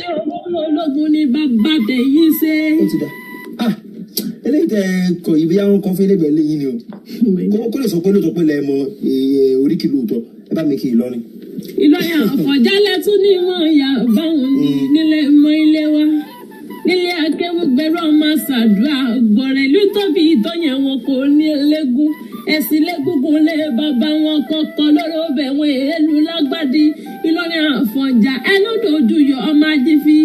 Akéwùgbẹ́rù ni wọ́n máa ṣàdúrà gbọ̀rẹ̀ àwọn ọmọ òpó kájà àkàrọ̀ ìyọ́nà kámẹ́ni tó lọ bá ní o abimẹ́sù wàtá ni wọ́n mẹ́kẹ́ta ni wọ́n já. Ẹ dúró ẹ jẹ́ pé kìnìún tẹ̀ ń sọ méjì tẹ̀ sọ yìí ẹgbẹ́nu rédíò ni o kó a lè sọ fún mi pé ẹ mọ oríkì lóòótọ́ ẹ bá mi kíbi tí Yorùbá ti ṣẹ̀wá yín Ilé Ifẹ̀.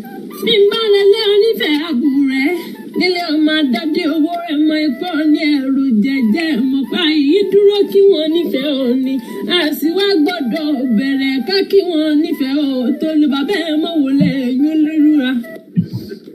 Ẹ ti gba Ifẹ̀ ẹ gbà lóòótọ́ kó wá lè sọ fún mi pé lóòótọ́ ni ẹ mọ kí ni lóòótọ́ kí n tó di pé nǹkan tó ń sọ pé ẹ fẹ́ sẹ́yìn sí fún yín promise and fail eré mi ṣe bẹ́ẹ̀. Bàbá ẹ sáná sọ́kọ̀ ẹja lọ àrọ́jọ́ mùsùn olóko ọjà rẹ̀ wọ́n jẹ àjẹyó wọ́n tún dì wálé. Kí ẹ tó jẹ ẹyọ ẹ ní sì jẹun bá mi kí Ìjẹ̀bú. Ìjẹ̀bú ẹ ní ìwà ọmọ adúrú wá dé ọmọ adúrú mọ́sùn pẹ̀lú ẹ̀jẹ̀. Ìjẹ̀bú tí ò bára mọ́tò wá sí wọn kọ́lé lálá ẹ̀ta àti pé wọ́n jẹun ò fọ́rọ̀ oúnjẹ ṣeré. Ọmọ Ìjẹ̀bú ẹ ní ìwà ọmọ aládìyẹ ògógó mọ nígà ọmọ alágẹmọ òfin ọyọ bàbá ẹ panu dé sísí lè mọ bọ òkú mọ wọ ẹni. Ẹni ọgbẹ mọ dá sí bínú àgbà tí ò mọ bínú lọmọ rẹ̀ pọ̀ ẹja lọ. Ó di ní alágẹjọ bí ọ̀rọ̀ ẹgbẹ́ ọmọ nísàbí ni wọ́n máa gbòǹgbà kàlọ́ ọmọ alágẹjọ bí tí mo dé tí èmi kò ṣẹ́gun mọ́lú ẹ̀yin ò mọ̀ pé ọba náà ní ìjọba ẹ̀gbá alákẹ́ olówó bára àwọn ọba ní ẹ̀kọ́ ọba ní òsínlẹ̀ ọba ní olówó dúró ọba ní alákẹ́ ẹ̀gbá ọba ní ìṣe lọ́dọ̀ àwọn ọba kan ní ọlọ́wọ́. Ẹ̀kọ́ àkẹ́kẹ́ ní ẹ̀rọ mi sá lẹ́gbẹ̀lẹ́gbẹ̀ àwọn ọlọ́mọ olókùnkù tẹrẹ àṣà lóògùn Èkó àkété ló máa fi júwọ́ ọjà wọn rìn gbẹ́ndẹ́kẹ́ ẹ̀yin ò mọ̀ pé ọ̀bùn ọjà wọn pa fíọ̀fíọ̀ ọ̀bùn fíọ̀fíọ̀ ní ẹ̀rù afẹ́jú wa lẹ́nu ilé àwọn bàbá táwọn kíní ọ̀hún dún wẹ́wẹ́. Ó jẹ́ gbèsè àmàlà. Ọ̀bẹ sánú sọ̀kọ̀ ẹja lọ àrọ́jọ́ mùsọ̀ olókùn ọjà. Wọ́n á kú last one yìí o torí nǹkan tẹ́ mo ṣe yín ṣe fún yín lóòótọ́ bàbá ti gba last one yìí ó tán o rántí ìgbé yín lọ ìfọ̀ oúnjẹ yín ẹbí ìtùgbò ìgbà wá sí ilé yín lọ́fẹ̀ẹ́. Àǹtí mo wọ́n sàn sábà ní ìsìn bàbá mi kì í ẹ̀kìtì ní síà. To me what? Síà.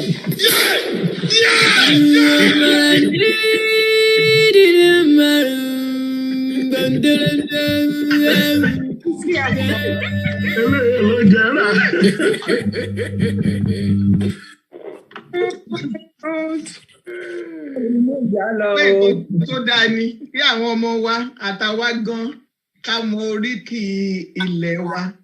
Àwa ní oríkì, a ní ìdílé, a ní ìran, a wá láti kútajá lọ́nà. Ọlọ́run dìídì dá wa sí ilẹ̀ tí ó dára ni. Ẹ jẹ́ ká gbárùkù ti ara wa, ẹ jẹ́ ká fìmọ̀ ṣọ̀kan, ẹ jẹ́ ká relé, ilé là ń lọ. Àgbẹ̀ kan ò lọ sóko títí ó gbàgbé ilé. Yoruba Nation òun náà ní ilẹ̀ wa. Gbogbo wa náà láti máa débẹ̀ pẹ̀lú àlàáfíà. Ẹ jẹ́ ká gbé èdè wa lárugẹ, ká gbé aṣọ wa lárugẹ, ká gbé fìlà wa lárugẹ, ká gbé ohun gbogbo tí à ń ṣe tó jẹ́ ti Yorùbá. Ẹ jẹ́ ká gbé lárugẹ ní gbogbo ibi tí a wà. It's very rich, very very rich. Ẹ̀rí kan tó ti fẹ́ máa gbà lọ́wọ́ wa. Tẹ́ bá àwọn Chinese báyìí tó bá ń sọ Yorùbá. Àwọn òyìnbó dìídì rán èèyàn wá láti ibi tán lọ ń kọ́ Yorùbá. Tán dẹ̀ ń wá síbi wá sọ. Níbi táwa gan elédè ti ń sọ pé ọmọ mi ò gbọ́ Yorùbá. Òyìnbó ni kẹ́ ẹ sọ sí. Ẹ rí pé àwa fúnra wa la fẹ́ máa kóra wa lẹ́rú bẹ̀yẹn. Ọlọ́run á ràn wá lọ́wọ́. Absolutely gorgeous, absolutely beautiful. Kudos sí arábìnrin wa àti arákùnrin wa tí wọ́n mú eré orí ìtàgé wa fún wa. Ẹ ṣé gan ni. À ń tẹ̀síwájú ní abala tí a dé yìí ń sìn, abala ìbéèrè àti ìdáhùn tó ní adé. Ẹ jẹ́ ká bẹ̀rẹ̀ sí ní máa nawọ́ nígbà tí mo máa pe arábìnrin wa tí ó jẹ́ pé àwọn ni wọ́n máa ṣe olùgbọ̀wọ́ ètò the question and the answer, ìbéèrè àti ìdáhùn fún wa. Arábìnrin wa Yẹ́misí Fádàùnsí Ògúnlànà. Mo dúpẹ́ lọ́wọ́ yín tí ẹ farabalẹ̀. Ẹ jọ̀ọ́ mà, ó yẹ kí accountant kan fún wa ní. Okay, we omitted that. Okay, sorry. Ètò ìnáwó. Bá a ṣe ìnáwó. Bàbá wa Thomas, mo lè wàṣẹ wà lórí ìkànnì. Ẹ bá wa gbé ohùn sókè kẹ́dẹ̀ bá wa ṣe the pound sterling owó náà tí wọ́n gbà fún ti àdúrà ọlọ́jọ́ mẹ́ta. Kẹ́ bá wa ṣe yẹn náà. Ẹ ṣé gan ni, a dúpẹ́, ẹ káàbọ̀ ní orí ètò yìí. Thank you very much. Ẹ ṣé gan ni, ẹ kú ọjọ́ mẹ́ta, ẹ kú ọdún. Ẹ ṣé o. Ọdún ayabo fún wa. Agbèwádé lẹ́ẹ̀rí o. Mo ní kí n mú ìròyìn wá fún yín nípa ilé ìfowópamọ́sí ẹni pé ká máa sọ Yorùbá. Ìtì ìbàdàn lè sọ Yorùbá máa join. Mo ní owó ta ní ọjọ́ kejìdínlógún oṣù kejìlá 2021 ní US dollars was $21,750.30. $21,750.30. Global donation from to the US account was 177,464. 17764. Out of that 17764, the normal donation táwọn èèyàn máa ń fún wa bóyá lọ́sẹ̀ẹ̀sẹ̀ bóyá lóṣooṣù was 1,270.64. Then the 3-day fasting, more than 10 people for the US account is $504. I repeat, $504. Tẹ́bá rúpọ̀ pẹ̀lú $1,270.64. Gbogbo ẹ̀ fún wa ní 177,464. That's 504, the 3 days fasting from the US account, and 1,270.64, which is the donations, regular donations from people, members of the directorate. Gbogbo ẹ̀ fún wa ní 1,774. Tẹ́bá rúpọ̀ mọ́ 21,750.30 taniye, that would give you $23,524.94. Out of that, I incurred ní àwọn owó that's on service charge, $8.80. Some withdrawals, $385, $577 low. Total, $970.80. Tẹ́bá yọ kúrò nínú 23,524.94. That will give you, and then we that was transferred to Sister Janet Fashaki. Thought he explained for you later. After we need 22,054. The bank account here, I want to need access the bank account here. You find out that everything that I've said are correct. So the balance as per bank statement, Bishop Bainsoro, is $22,050.14. I repeat, the balance on the bank statement is $22,050.14. Now over to the UK sterling account. As at the 18th of the 12th, 2021, I told you that we had £4,357.13. I repeat, £4,357.13. Total donations throughout the period, £340, £340, plus 3 days fasting and donations. We received £40 from 2 people, £40. I don't know if anybody have any doubt about that, come email me or email directory, they will get back to me. So I pay, me, I want méjì péré ni mo rí nínú details bank. So Tabaru £40 plus 340, that will give us 380 pounds. So we taba rúpọ̀ mọ́ owó tá ti ní tẹ́lẹ̀, which is 4,007 pounds and 90. Ẹjọ́ ẹ mute ara yín sir. Taba rúpọ̀ pẹ̀lú owó tá ti ní tẹ́lẹ̀ ní 18th of the 12th 2021 tí mo sọ fún yín, taba rú 380 target, which is £40 donation for the 3 days and 340 the normal regular donations will give us 380. Then incur some expenses, bank charges of £3.80 and Zoom charges of 182.40. Taba Yokuro Nu Owo Tatinitele will give us the bank statement as per the balance as per bank statement as at today at this moment 4,593 pounds. 4,550 and 93 pence. Thank you very much.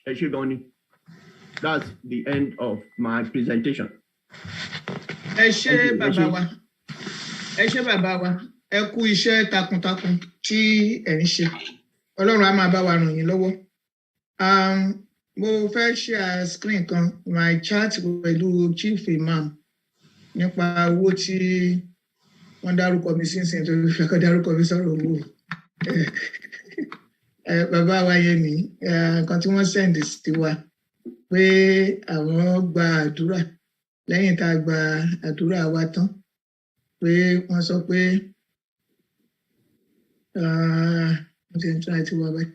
pé wọ́n sọ pé kí àwọn lo àgbò mẹ́ta wọ́n dẹ̀ sọ bóyá ẹ lè rí nsìn wọ́n send account number wọn. Wọ́n send iye owó tó ló máa cost. So a dẹ̀ send ẹ̀ sí wọn. Ẹjọ́ ẹ̀rí.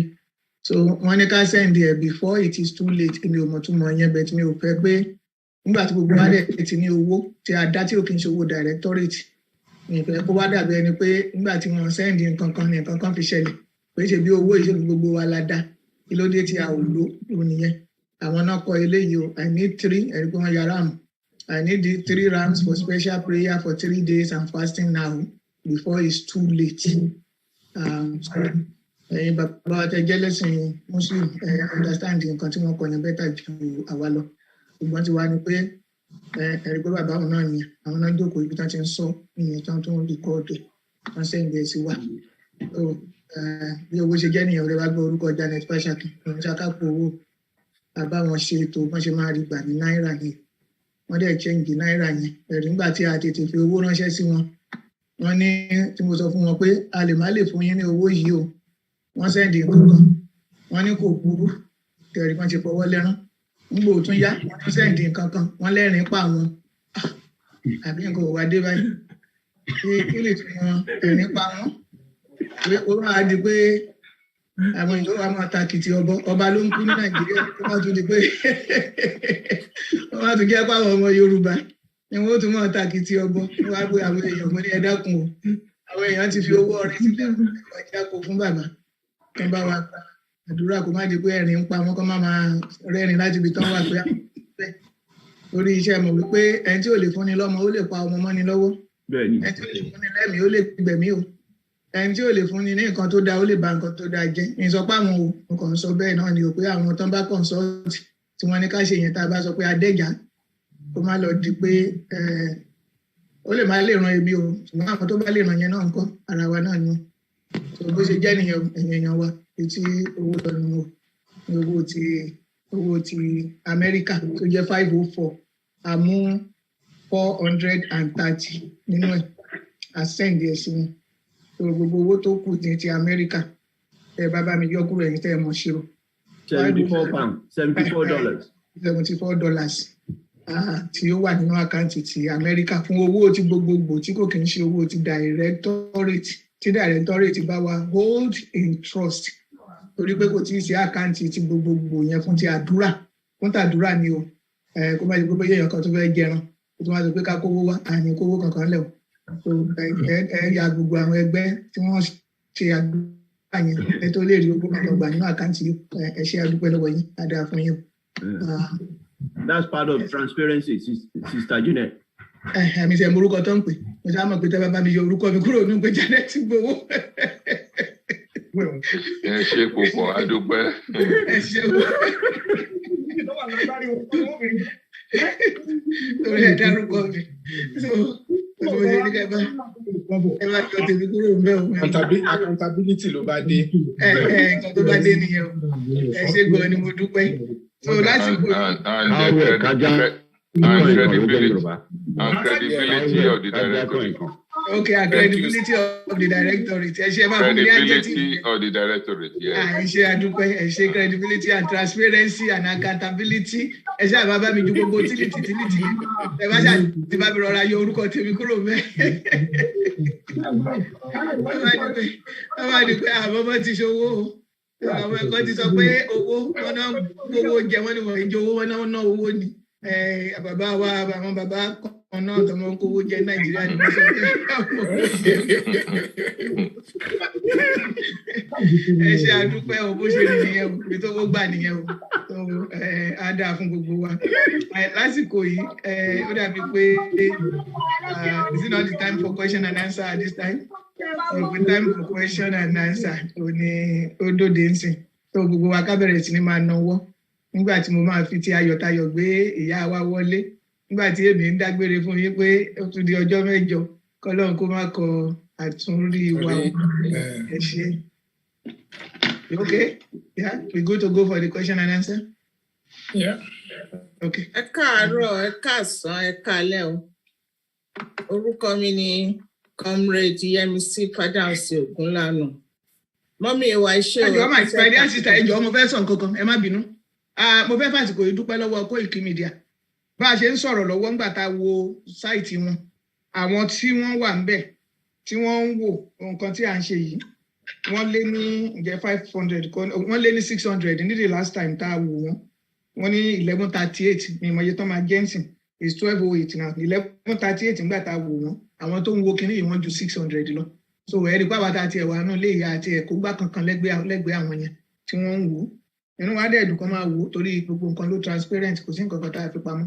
Kò dẹ̀ sí má jẹ́ ó gbọ́ nínú ìjọba 419 kò sí má jẹ́ ó gbọ́ ń bẹ̀. Tó dẹ̀ nítorí kí adití lè gbọ́ràn náà ṣe ń sọ ní ojú ọmọ ẹ̀. Tá a bá rí ọmọ wọn náà tí wọ́n torí mo rí Fúlàní kan tó ń sọ èdè Èkìtì gbèsòrò èdè ní fídíò wa. Bá a bá rí nínú wọn tó ń sọ Yorùbá pọnranpọn ṣùgbọ́n tó jẹ́ pé alágbọ̀rọ̀ sọ ni wọ́n ẹ gbá wa lọ ròyìn fún wọn ohun tí ojú yín rí ń bí pé àwọn ọmọ Yorùbá o wọ́n ti lọ. Ẹ ṣé. Over to you, my dear sister. Ẹ ṣé màá.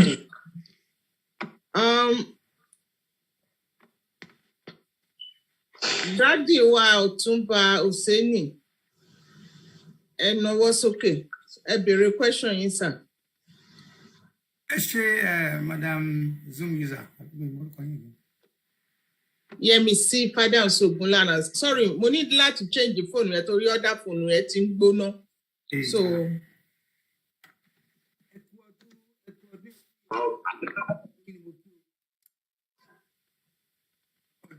ọdún àyàbò fún gbogbo wa o ẹ má bẹ̀rẹ̀ lẹ́ni for some reasons mi lè ṣe ojúlẹ̀ mo fẹ́ dúpẹ́ lọ́wọ́ gbogbo èyí tẹ̀ ń darí ètò directorate lóbìnrin àti lọ́kùnrin mo lè tún fẹ́ fi àsìkò yìí kí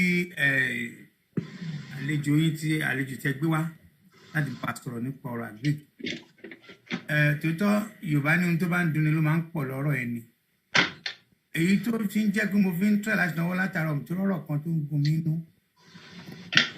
Ọ̀rọ̀ tí ó jọ sí Dr.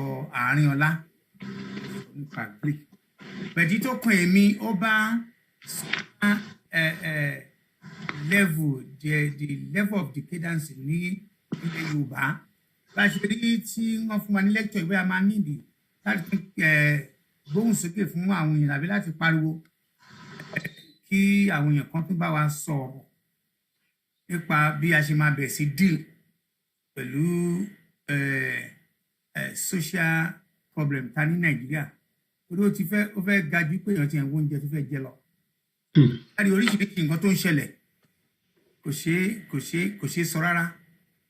ṣé ti àwọn tó ń fi owó ṣe ẹniléyà ni and most of many people are saying pé kò sí tó kàn wá ọ̀ràn wá ń ṣẹ́ torí bí ò pa wọ́n ìyà ò já wọn problem kankan adela so ó call for pé aláti wá bá ṣe máa tún ìwádìí that we should go back to drawing board. Nothing against anybody, but we should have to go back to drawing board, arrange the address, reappraise our certain things. Yes. I will be back to the last man standing. For Yoruba, no Yoruba. Because if you take a Simon, couldn't do you. About Jaku, and you do time Yoruba, Kuyabamin, who am like Lafianu. So I'm needy láti wá bá ṣe máa jókòó papọ̀ báyìí máa wá àwọn àgbààgbà àwọn experts. Daddy, mo sorry láti fowó àtọmọdé yín lọ́rùn. Ṣé rí directorate iṣẹ́ bí oṣù 6 ni o. Àwọn àgbàlagbà yẹn lè máa tún padà lọ bá sọ̀rọ̀ torí àti bá wọn sọ̀rọ̀. Every week lẹ́ ń polówó go eléyìí níbí yìí. Your good intentions is not properly misplaced. Ibi tó yẹ kẹ́ ti sọ àwọn ilé ìkọ́ni ìdádì tọ̀wọ̀tọ̀wọ̀ mo ti sọ fún yín. Ilé yìí ti ṣọ̀kan. Ilé directorate ó ti ṣẹyọ kan. Àwọn ilé ìtẹ̀ sọ lọ́sọ̀ọ̀sẹ̀ yìí bàbá òṣè ní ibi tẹ́ ti máa sọ àwọn àgbàlagbà yẹn náà ní kẹjọ lọ sọ fún wọn. Ṣé kì í ṣe bí it's a distraction to what we have been doing for months. Alàgbàtayọ̀. And it doesn't help us. Alàgbàtayọ̀. Jẹ́ kí n sọ̀rọ̀ mi tán. Mi ò tí ì bá mi ò sọ kankan tó ń tẹ̀sán yẹn. Ó dàbí pé ti rìkọ́ọ̀dù wọ́n tẹ́ fẹ́ sọ yìí. No, mi ò rìkọ́ọ̀dù. Ẹ rìkọ́ọ̀dù ẹ̀ sílẹ̀ ni. Alàgbàtayọ̀ ẹ ti rìkọ́ọ̀dù tẹ́ fẹ́ sọ pé tí yóò bá ti sọ̀rọ̀ báyìí, màá stop ẹ̀. Jẹ́ kí n sọ̀rọ̀ mi tán. Mo ní I need ṣe bí on behalf of everybody lẹ́yìn. Mi I need láti ṣe tí alàgbà Dr. Kofoworola Aarinola ṣe. Gbogbo àwọn tá à ń jà fún yìí tí wọ́n wà ní bẹ́ẹ̀jì tí wọ́n wà ní lẹ́kí tí wọ́n wà láàrin tẹ́jú tí wọ́n wà káàkiri pátí náà ń ṣe ṣọ́ọ̀bù tá à ń ṣe gbẹ tí mò ń sọ ni kí ni ẹni ṣe pẹ̀lú ẹgbẹ́ àwọn kìnnì kan Alàgbàtayọ̀ ẹni sùúrù ẹ jẹ́ ká tèkè yìí sí. bàbá fẹ́ kí n wá sí méjì kí n máa sọ̀rọ̀ mọ́ kì í ṣe. Jáde ìyẹn ẹ mọ̀ pé èmi pẹ̀lú yín ti ṣáàt láàárọ̀ ẹ̀. Bẹ́ẹ̀ni bẹ́ẹ̀ tí mò ń sọ kọ́lẹ̀ yín àtàkì mi sí ẹ jẹ́ kí jẹ́ kí n sọ̀rọ̀ tán. Opinion tèmi lè mi sọ nǹkan tó ṣe opinion yín yóò wọlé bí rárá tọ̀ kò bá ohun tí mò ń sọ lọ Alàgbàtayọ̀. Eléyìí a máa ṣe underground work tó bá jẹ́ wípé ti ṣó tí a ti. Ẹ jẹ́ kí gbogbo àwọn èèyàn gbọ́ pé àwọn èèyàn wa ṣe náà fi àsìkò náà kàn ṣe ohun tó wù wọ́n. Àárín àwọn èèyàn tó wà bí ẹ máa rí ẹni tó máa má ìdí àwà so ohun tẹ́yìn sọ yàtọ̀ sí tí mò ń sọ. Now that ti truncate message mi ni pé gbogbo àwọn tá à ń jà fún ó dà pé wọ́n serious so wà ní láti jókòó káwá bá ṣe máa àlè force wọn kan serious ká bá ṣe máa mitigate bá ṣe máa reduce the level of our efforts nílùú òyìnbó àwa tá àti ẹ̀dá ọ̀tá ni only tá à ń put into it ní tí mo fẹ́ sọ nìyẹn ẹ ṣeun ẹ kú ọdún o. Thank you.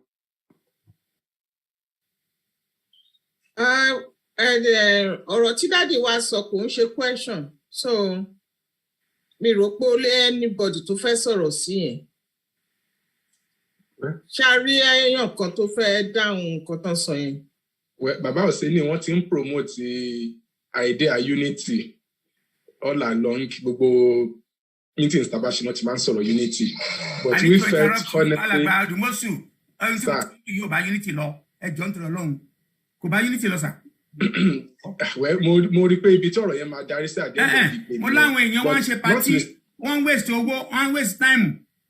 Ṣé mo pé kò sí bàtà lè ṣe sí yẹn ó ṣàlàyé fún wa ìlú bá unity lọ́nà.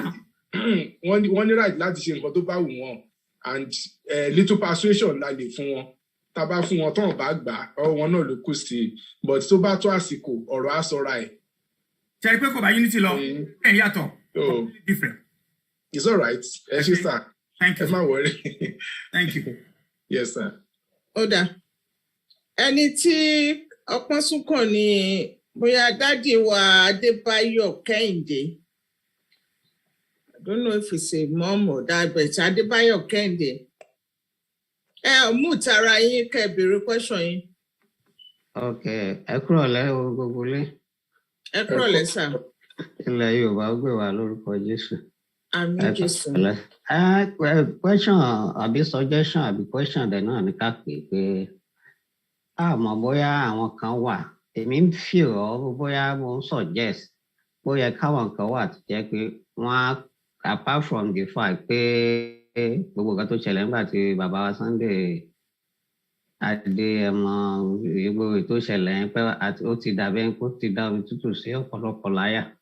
Mo ń wò pé by now either from the diaspora or even within Nigeria káwọn team kan wà ní ìmọ̀ bóyá ẹ̀rù lè máa bà wọ́n ní o tó bóyá gọ́ọ̀mẹ̀ntì lè arrest wọn but káwọn team kan wà tó jẹ́ pé wọ́n á sì máa lọ báwọn ọba báwọn àgbààgbà bó tiẹ̀ jẹ́ pé àwọn àgbààgbà ńlá gidi nítorí pé àwọn ọmọ ìpínlẹ̀ náà ti ń rówó kó jẹ tó ní ìdí òṣèlú ṣùgbọ́n mo ṣe bílẹ̀ pé tí àwọn team kan bá wà tán kan lè dá dúró táwọn èèyàn dẹ̀ mọ̀ wọ́n tán mọ̀ wọ́n lẹ̀ Yorùbá kì í ṣe pé wọ́n ń ṣe agitation káàkiri báyìí náà bọ̀dùn wọ́n mọ̀ pé àwọn tíìmù yìí o Yorùbá Nation náà wà fún báwọn olóṣèlú ṣe ń lọ káàkiri tán lọ ń bára wọn sọ̀rọ̀ tán ń bára wọn parí ìjà káwọn tíìmù yìí náà kán bẹ̀rẹ̀ sí máa lọ sọ́dọ̀ àwọn kí mídíà máa cover ẹ̀ pàápàá sọ́dọ̀ kan máa lọ sọ́dọ̀ àwọn ọba kán máa lọ sọ́dọ̀ àwọn ìjòyè kán máa lọ sọ́dọ̀ àwọn gọ́vnọ̀ káwọn èèyàn kí mídíà máa rí pé wọ́n ń lọ ṣe àwọn iṣẹ́ yìí wọ́n dẹ̀ ń jẹ́ kán understand kán máa explain fáwọn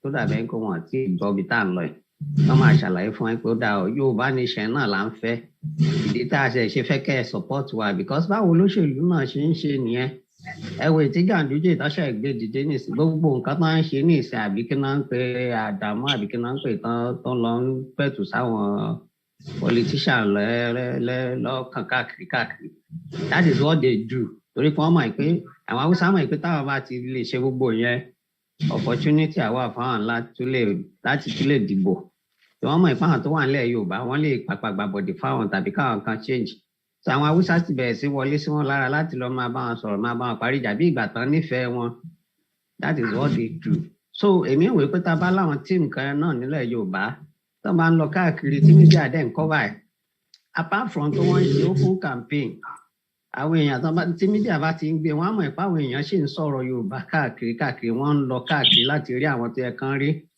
láti àmọ́ ìpọ́n lè má gbọ́ but mídíà máa cover ẹ̀ pé àwọn èèyàn sì wá ní iṣẹ́ Yorùbá Nation owó àkókò wa wò bóyá gọ́ọ̀mẹ̀ntì àwa lòun tún fẹ́ arrest àwọn tíìmù yẹn pé torí pé wọ́n ń try láti bá àwọn tó jẹ́ tiwọn sọ̀rọ̀ nígbà tí ìṣàkóso Haúsá la fẹ́ lọ bá sọ̀rọ̀ tí ìdẹ̀ ṣe Ìgbò ṣe jẹ́ pé àwọn Yorùbá wa náà là ń bá sọ̀rọ̀ káàkiri this is not an open campaign tàbí rally but to create awareness káwọn tó dẹ̀ jẹ́ Yorùbá kan mọ̀ pé àwọn tíìmù kan wà tán sì ń ṣiṣẹ́ yìí lọ so that wọ́n lè máa fọkàn bá gbogbo ẹ̀ lọ pé ó dà kò burú ibi tá à ń lọ ní àti ìdẹ̀yìn bẹ̀ torí ètò gbogbo èèyàn lọ ń kọ́lé sàbújá tán gbogbo owó tó yẹ kán ná sílẹ̀ Yorùbá tán lọ ń kọ́ sàbújá ọ̀pọ̀lọpọ̀ ilé ló wà lábújá tí òṣìṣẹ́ tó ń gbé bẹ̀ wọ́n kàn lọ ń rí owó mọ́lẹ̀ àwọn ibi wastage tí Nàìjíríà ṣe tẹ̀sìn tán nìyẹn so káwa bẹ̀rẹ̀ ti ṣe ètò yẹ káwa ṣe ń bí àtàwọn tó wà ní diaspora ó lè jẹ́ pé tíìmù diaspora àti tíìmù tó wà nílé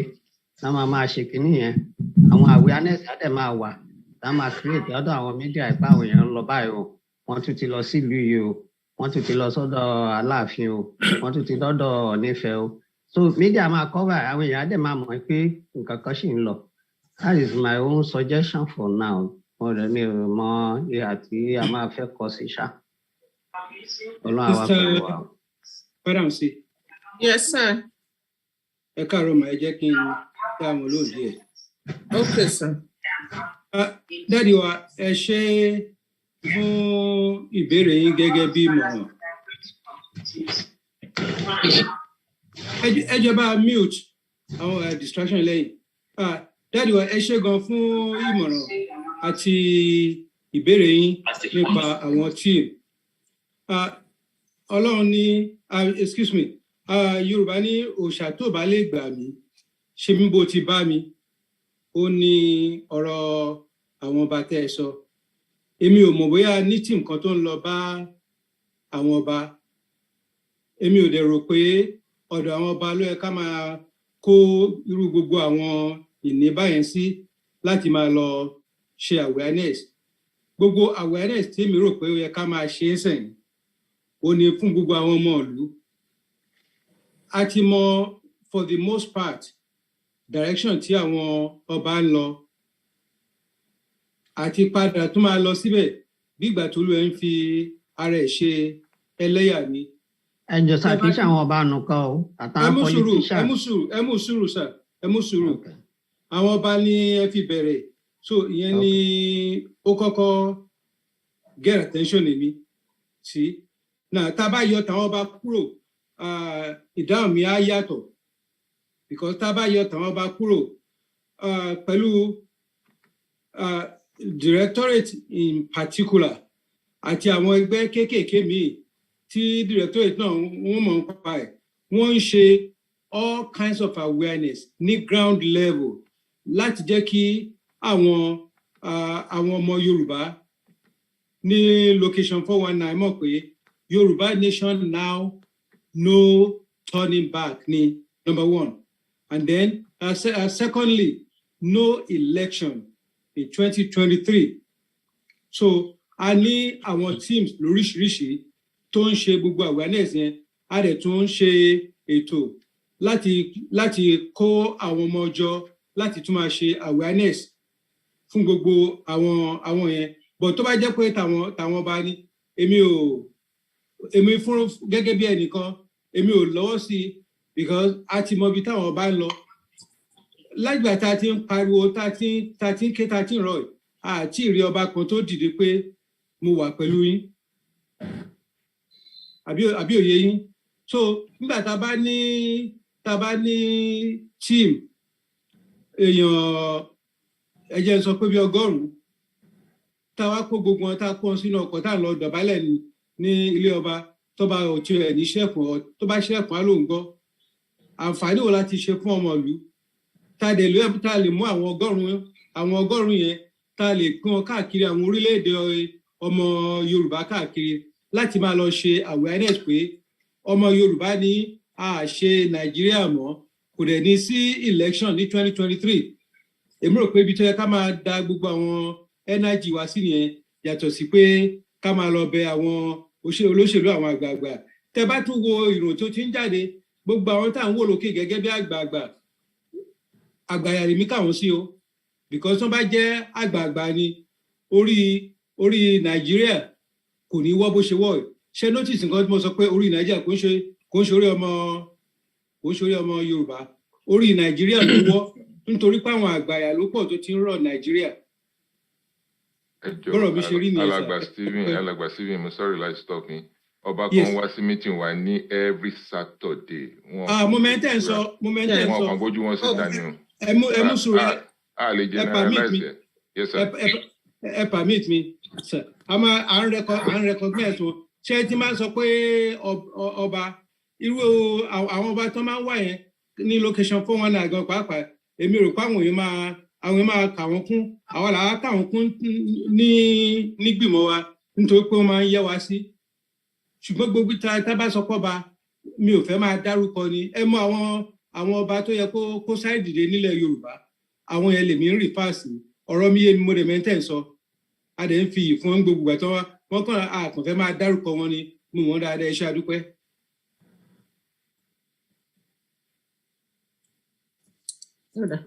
dádì ṣé ẹ ti sọ̀rọ̀ tán ẹ ní sọ̀rọ̀ tán. bẹ́ẹ̀ ni mà. ẹ ṣé gan ni sà ṣó ní àwọn tó tún fẹ́ dá sí ọ̀rọ̀ yẹn àbí ẹni tó béèrè.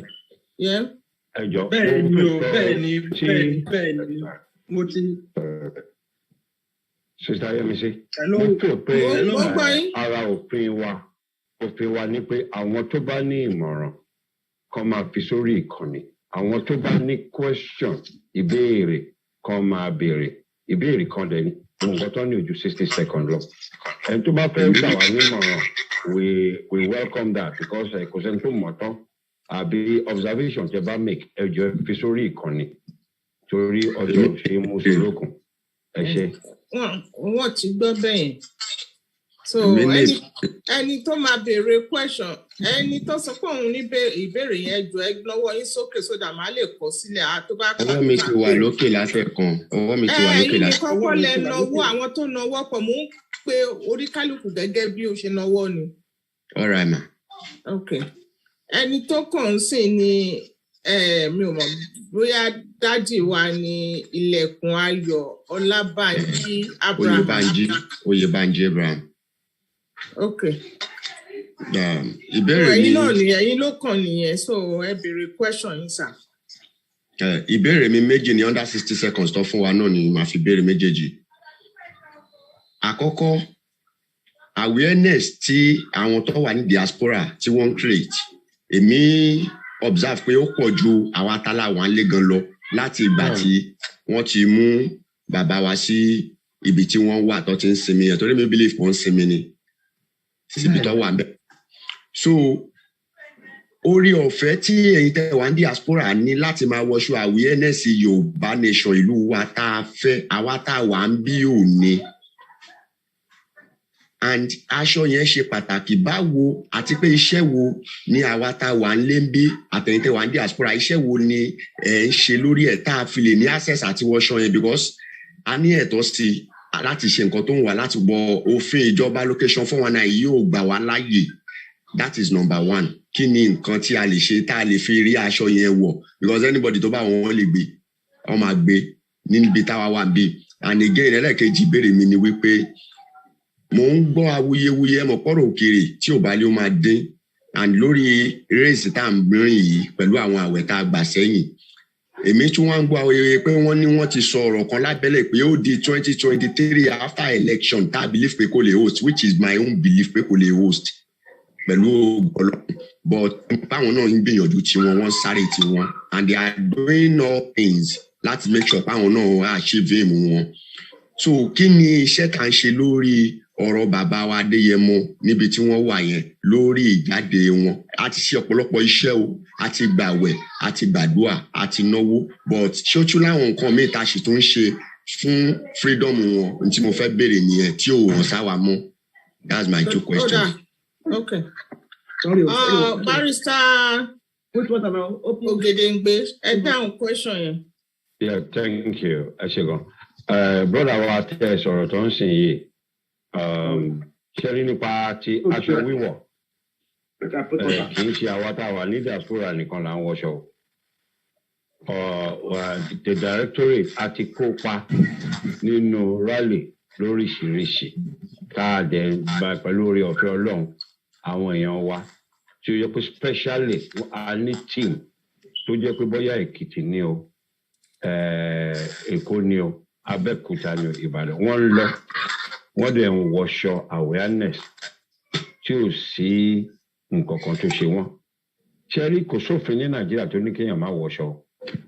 Abẹ́gẹ́ òfin ni pé kẹ́ má break òfin.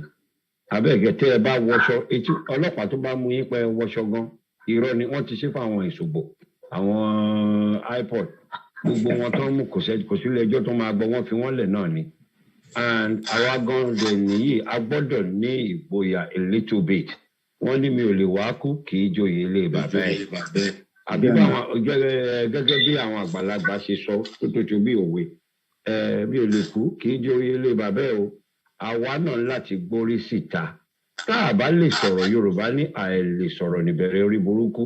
Mi ò rò pé kankan ló wá wà ń bì àbí nílé tó fẹ́ ṣorí burúkú. Fẹlá Olúfẹlá wọn lámùgbó ni gbogbo ọ̀rọ̀ ẹ̀ ló ń ṣe ó ní bí n bá rò tán màá sọ lè pa ẹnu mi dé jẹ́ ká máa sọ̀rọ̀ kí apẹ̀rẹ̀ kó máa open mouth again ni torí bí tá a bá ti bára wa sòótọ́ ọ̀rọ̀ ibẹ̀ ni òótọ́ ti máa dòmìnira. Gómìnà Ọ̀yọ́ state Yorùbá ni gbogbo àwọn bí tẹ́ ti fẹ́ lọ protest Yorùbá kì í ṣe Kanji àbí ilẹ̀ Haúsá lókè ọ̀yà lè ti lọ pínlẹ̀ Yorùbá ni. Àìbùdó a mọ̀ pé chief security officer tí wọ́n bí director tí ò lọ́fíìsì ni wọ́n. But nevertheless under their watch tó bá ti ọmọ Yorùbá mọ́lé pípò wọṣọ láti sọ wípé òun ṣe nǹkan tó yẹ pé international law ó recognize. Ó dàbẹ̀ pé wọ́n fẹ́ borúkọ burúkú náà. So nípa ìyẹn ẹ má jẹ́ kẹ́rù bà yín ẹ máa jáde.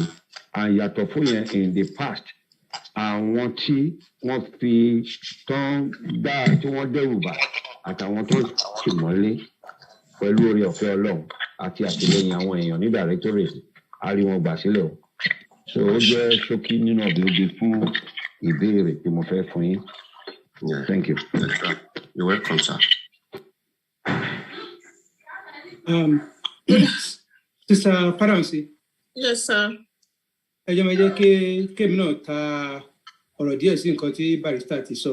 Ọ̀rọ̀ aṣọ tí dáàdi wa ń sọ, èmi ò mọ̀ pé physical aṣọ náà sọ, èmi rò pé bóyá wọ́n ń lo aṣọ as metaphor ni, and along that line pé irú aṣọ wo ni àwa lè wọ̀ ni àwọn lè wọ̀ ní location 419. Kí èèyàn tó lè wọ irú aṣọ tí àwa ń wọ̀ bí àwọn èèyàn wa tó wà ní location 419 wọ́n láti kọ́kọ́ bọ́ aṣọ ìbẹ̀rù, aṣọ ojo, aṣọ bámbám ni mo yó mi mọ̀ pé bí ń kọ́ mẹ́nìkan wọ́n láti kọ́kọ́ bọ́ lẹ́nu kán lè ti wọ kán tó lè gbé tiwa wọ̀ nítorí àwa tá a wà ń bí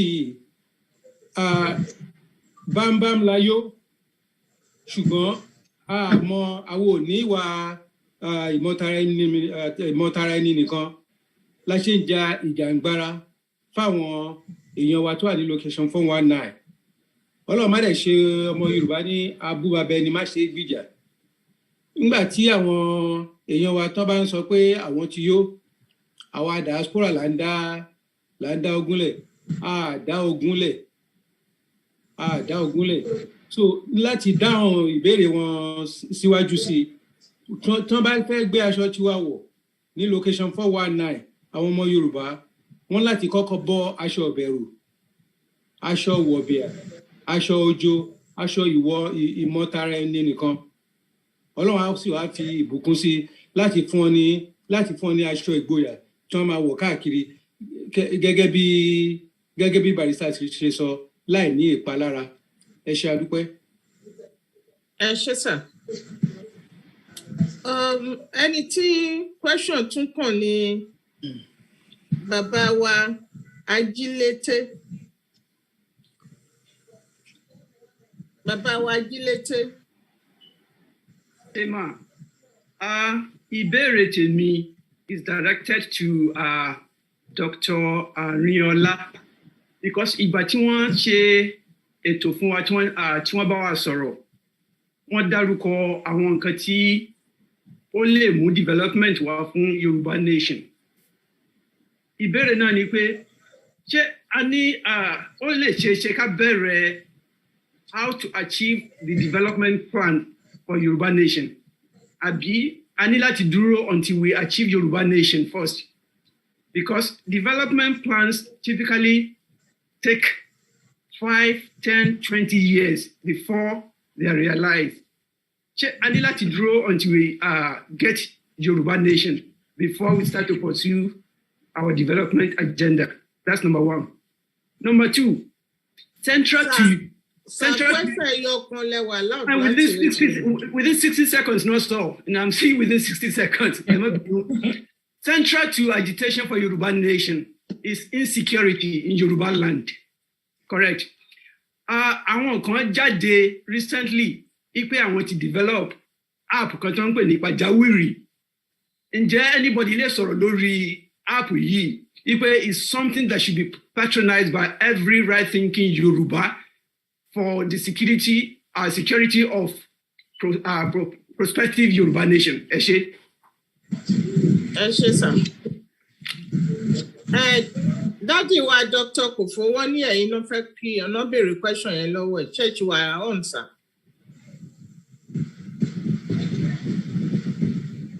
Dádì wa Dr. Unmute ara yín sir.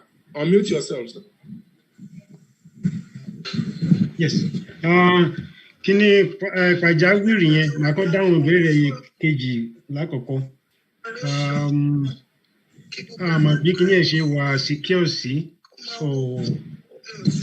àwọn tó bá ń lò ní tó bá ti lò ní a lè béèrè lọ́wọ́ wọn.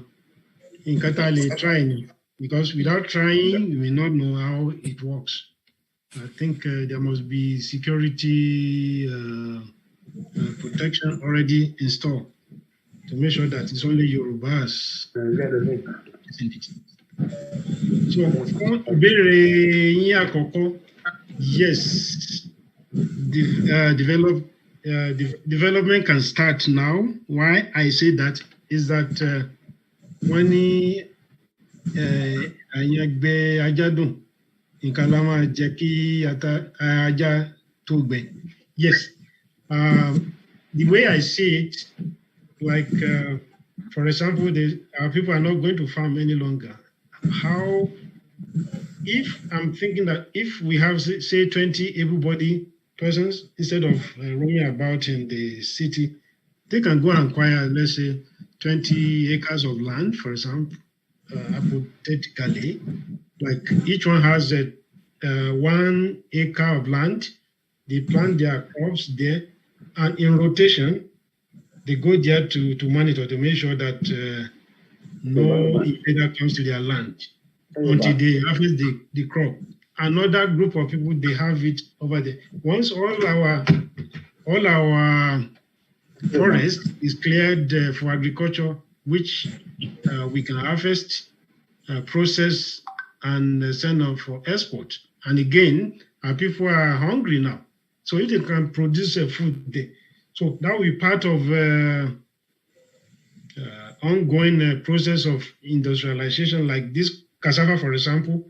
We can use cassava as starch, which is used as a binding agent in pharmaceutical industry. And we can also export it.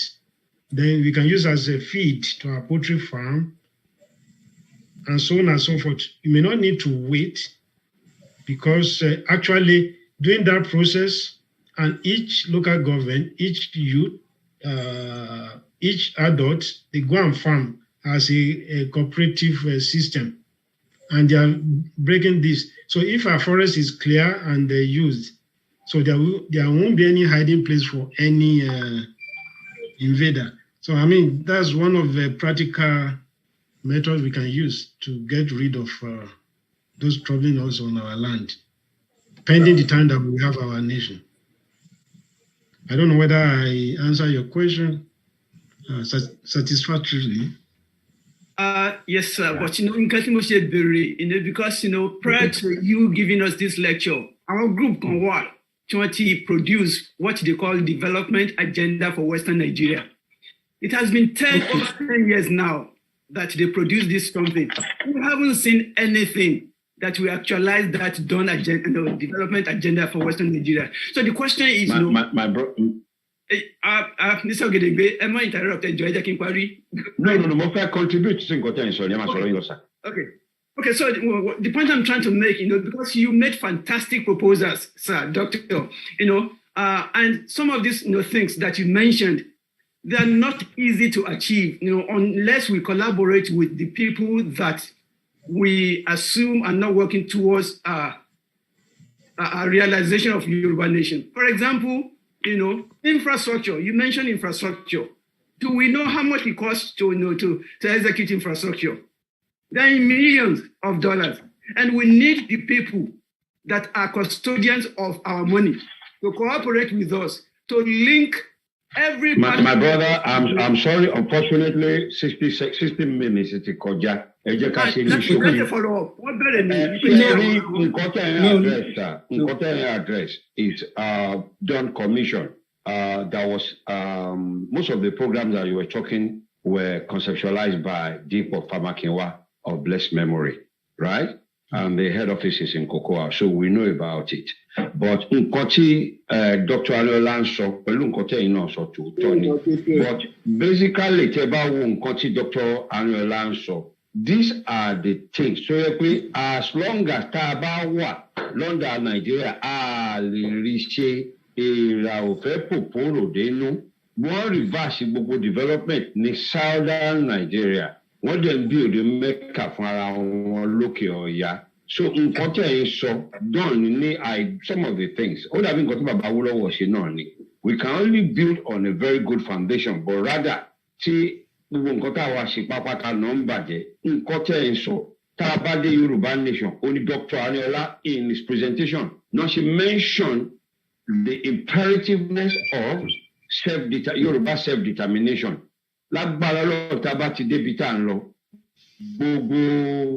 gbogbo nǹkan tó fi fà wá sílẹ̀ nílẹ̀ Yorùbá pátápátá àwọn gbogbo nǹkan tá à ń sọ ìpápátá la máa ṣe bí bàbá wa ṣe ṣe nínú kí ni wọ́n sọ wípé àwa ni ògo adúláwọ̀ blade tracer pace setters a padà síbi tí Elédùmarè dá wa sí torí the way goes the Yoruba nation goes the black race ó jẹ́ ohun tí mo fẹ́ fi fèsì sí nǹkan tí wọ́n sọ. Thank you very much for your very valid contribution. The answer is no. I'm good at drawing to achieve Yoruba nation first. Thank you. Yes, sir.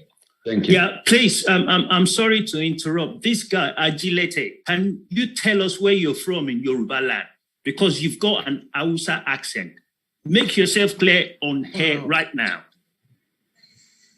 All right, sir. What is an Hausa accent, sir, if I may ask you? Can you show your face? This is my face. Okay, oríkì ìdílé yín láàrin tó ọmọ Yorùbá. Ògbómọ̀ṣọ́ agilete le bi wa. Somebody on the background. I was so bad. I love Yoruba people for their. Where is the Hausa accent from? Àwọn tí wọ́n mọ̀ mí ni wọ́n ti ń sọ̀rọ̀. Where is the Hausa accent from? Where is it from?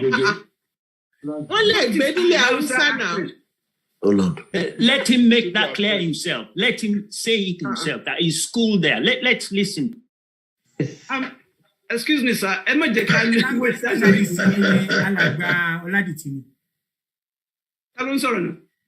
Oladiti lórúkọ mi. Oladiti lórúkọ mi. We know him. He's our first. Àwọn tí wọ́n mọ̀ mí ti sọ̀rọ̀ yìí bá wọn mọ̀ mí. Ẹ má jẹ́ ká waste time lórí. Say it yourself. Say it yourself. Let's move on. Let's move on.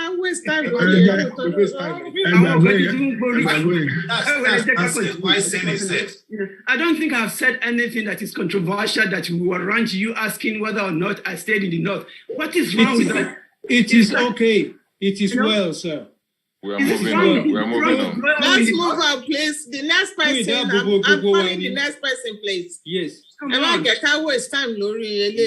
it's irrelevant, you know, whether you have accent of Hausa or you don't.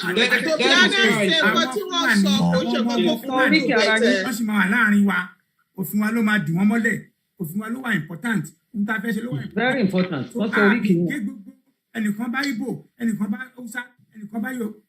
So far, he's refused to answer the question. He has refused. Put that on record. Thank you.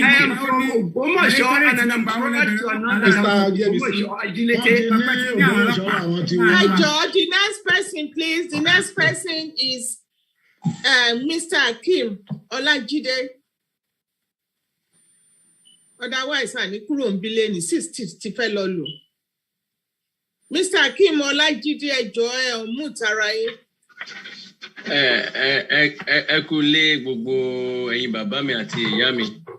Ẹ ṣeun, ẹ káàbọ̀. Mo kí yín gan pé Ọlọ́run á túbọ̀ máa ràn yín lọ́wọ́, Ọlọ́run á máa dáàbò bò yín níbikíbi tẹ́ ẹ bá wà. Àmín Jésù. Inú mi dùn láti wà nílé ní àkókò tí mo wà yìí. Àkọ́kọ́ tí mo máa ṣerú fídíò tí mo máa wà nínú meeting tí mo wà nìyí. Tí inú mi dẹ̀ dùn gan tí mo gbọ́ látẹnu àwọn bàbá àtàwọn màmá. Tí Ọlọ́run á jẹ́ kí ọjọ́ yẹn á dalẹ̀. Àmín. Ò ní jẹ́ nìkankan nínú yín lágbára Ọlọ́run. Àmín. À ń wọ̀ yín níwájú báyìí, à ní wá yín tì. Àmín Jésù. Tí mo gbọ́ lẹ́nu yín lé ní ó jẹ́ kí ọkàn mi balẹ̀ because ibi tí àwa wà kò ń ṣe pé tọkàn wa balẹ̀ rárá. Pẹ̀lú nǹkan tí mo gbọ́ lẹ́nu ẹ̀yin bàbá àtàwọn ìyá lé ní ó fi mí lọ́kàn balẹ̀ wípé Ọlọ́run àti àwọn tí wọ́n ń darí ilẹ̀ Yorùbá á jẹ́ kí gbogbo ẹ̀ ṣe é ṣe lágbára Ọlọ́run. Gbogbo àwọn alálàá Yorùbá á jẹ́ kó ṣe é ṣe fún wa. Kí ni ìbéèrè yín sà? Ìbéèrè mi níbéèrè nǹkan tó wà nínú mi náà ni mo ti sọ yẹn. Ọlọ́run á fún yín ṣe sà, Ọlọ́run á fún yín ṣe mà, á máa jú ṣe fún wa. Thank you for sharing your face. Thank you. Dádì wa Adébáyọ̀ Kẹ́hìndé mi ò ní pè yín sìn títorí ẹ ti béèrè question kan ẹ jẹ́ ká kọ́kọ́ dáwọn tí wọ́n ti béèrè lóhùn. So after yẹn máa pè yín ẹ má bínú. Mr. Joseph Olúwaṣọ̀yà, mú tara yín kẹ́ ẹ lè béèrè question yín. One question under 60 seconds, please. Mr. Joseph Oluwasoya. Oda pọ̀ sí around. Wọ́n ṣọ̀kan wà around bẹ̀ tí wọ́n dáhùn wọ́n ti ọ̀mú ìtara wọn sí. Ẹ kálẹ́ o. Ẹ kálẹ́ sà. Orúkọ mi ni Joseph Oluwasoya.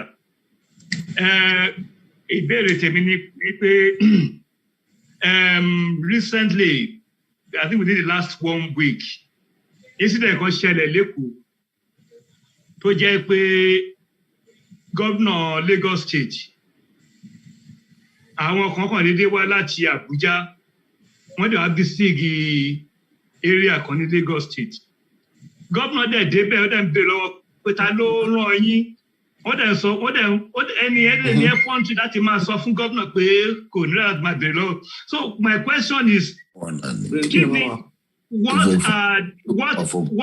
because this is an opportunity for us to be able to reach out to these governors. But obviously, they can see the handwriting on the wall now. So what strategy can we take to be able to reach them and really begin to work on them so that they will realize that what we are doing and saying is right?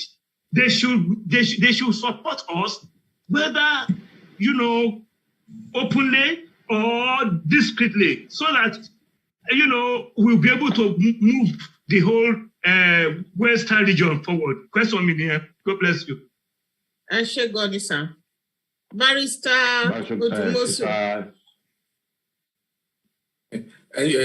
Well, ẹ ṣé fún question tẹ́ béèrè sir, but personally sir, mo feel wípé question yẹn kò ní tọ́mọ wa lórí forum yìí torí pé ìjọba ìpínlẹ̀ Èkó ó dẹ̀ ní agbára, ó mọ gbogbo nǹkan tó ń lọ, gbogbo nǹkan tá à ń sọ kì í ṣe pé wọ́n mọ̀ nípa kì í ṣe pé wọ́n ò rí.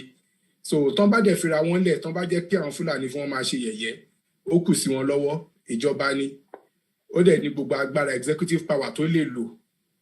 So ẹ má bínú sir. So mo fẹ́ fi kún nǹkan tí Barrister Odumosu sọ ti sáyé mi sí. Ṣé rí ìgbà tí gbogbo àwọn gómìnà tí wọ́n kóra àwọn ọjọ́ tó ń sọ̀rọ̀ nípa security Yorùbá la, ìdí tó fi sọ̀rọ̀ nípa security yẹn ni wípé a fẹ́ kó jẹ́ pé gbogbo activity Fúlàní nílẹ̀ Yorùbá kó dínkù. Lagos State donated vehicles to Àmọ̀tẹ́kùn corps like every other state, Yoruba speaking state. But ṣé ẹ mọ̀ wípé Lagos State nìkan ni ò ní Àmọ̀tẹ́kùn. That's right. Lagos State nìkan ni ò ní Àmọ̀tẹ́kùn. Ó dàbẹ̀ ni pé tí àbàtà tó bá ta kété bẹ́ẹ̀ ni pé kò bódò tán ara odò náà ni o. Torí Yorùbá ní ọlá àbàtà gan òun ló módò ṣàn. So gbogbo ìtọ́ ti ta kété látọjọ́ yìí ó ti dé. Nígbà tó ṣẹlẹ̀ ń sìn àwọn other governors wọ́n ní Àmọ̀tẹ́kùn ó pè wọ́n dẹ̀ tíjọ́ ṣe pàdé. So what now happened out of that ni pé àwọn gbọ́dọ̀ wa ní ká sọ fún kọ́ support wa. Àwa kọ́ náà support ara wọn náà support. Ṣebí àwa náà ni. So àwa we are because they are because we are. Nǹkan kan náà ni wá. So mo fi pé nǹkan tó ṣẹlẹ̀ sí gómìnà Lagos State ó dàbí pé wake up call ni.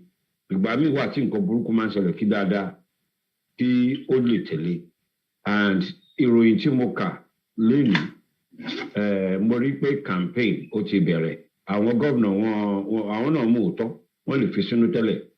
Governor of Akeredolu of Ekiti, of Ondo, sorry.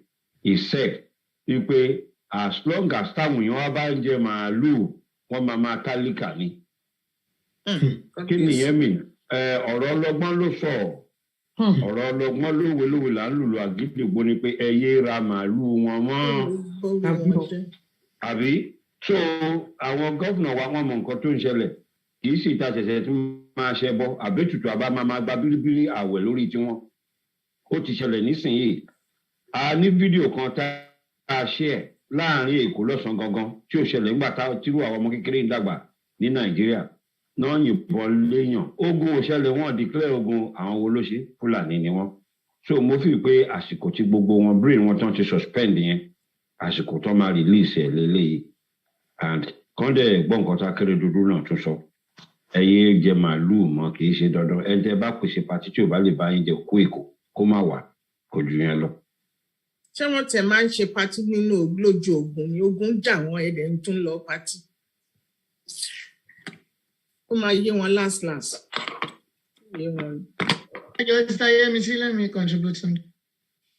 Okay, sir, ẹ sanwó fún mi o. Sàkọ. Okay, mani o. Okay, mani o. Àmà mọ́mí wa fàṣàkùn ẹ má bínú jàre.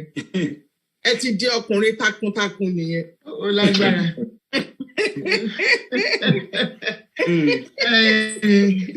Bàbá wa tó ń béèrè question yìí, I think your question gidi ni wọ́n béèrè.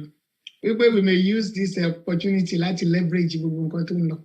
Pé tí orí àwọn gómìnà yóò bá tiẹ̀ pé opportunity lè dé. Because mo sọ níbẹ̀rẹ̀ program yìí, ṣe rí danger nǹkan tó ṣẹlẹ̀ yẹn.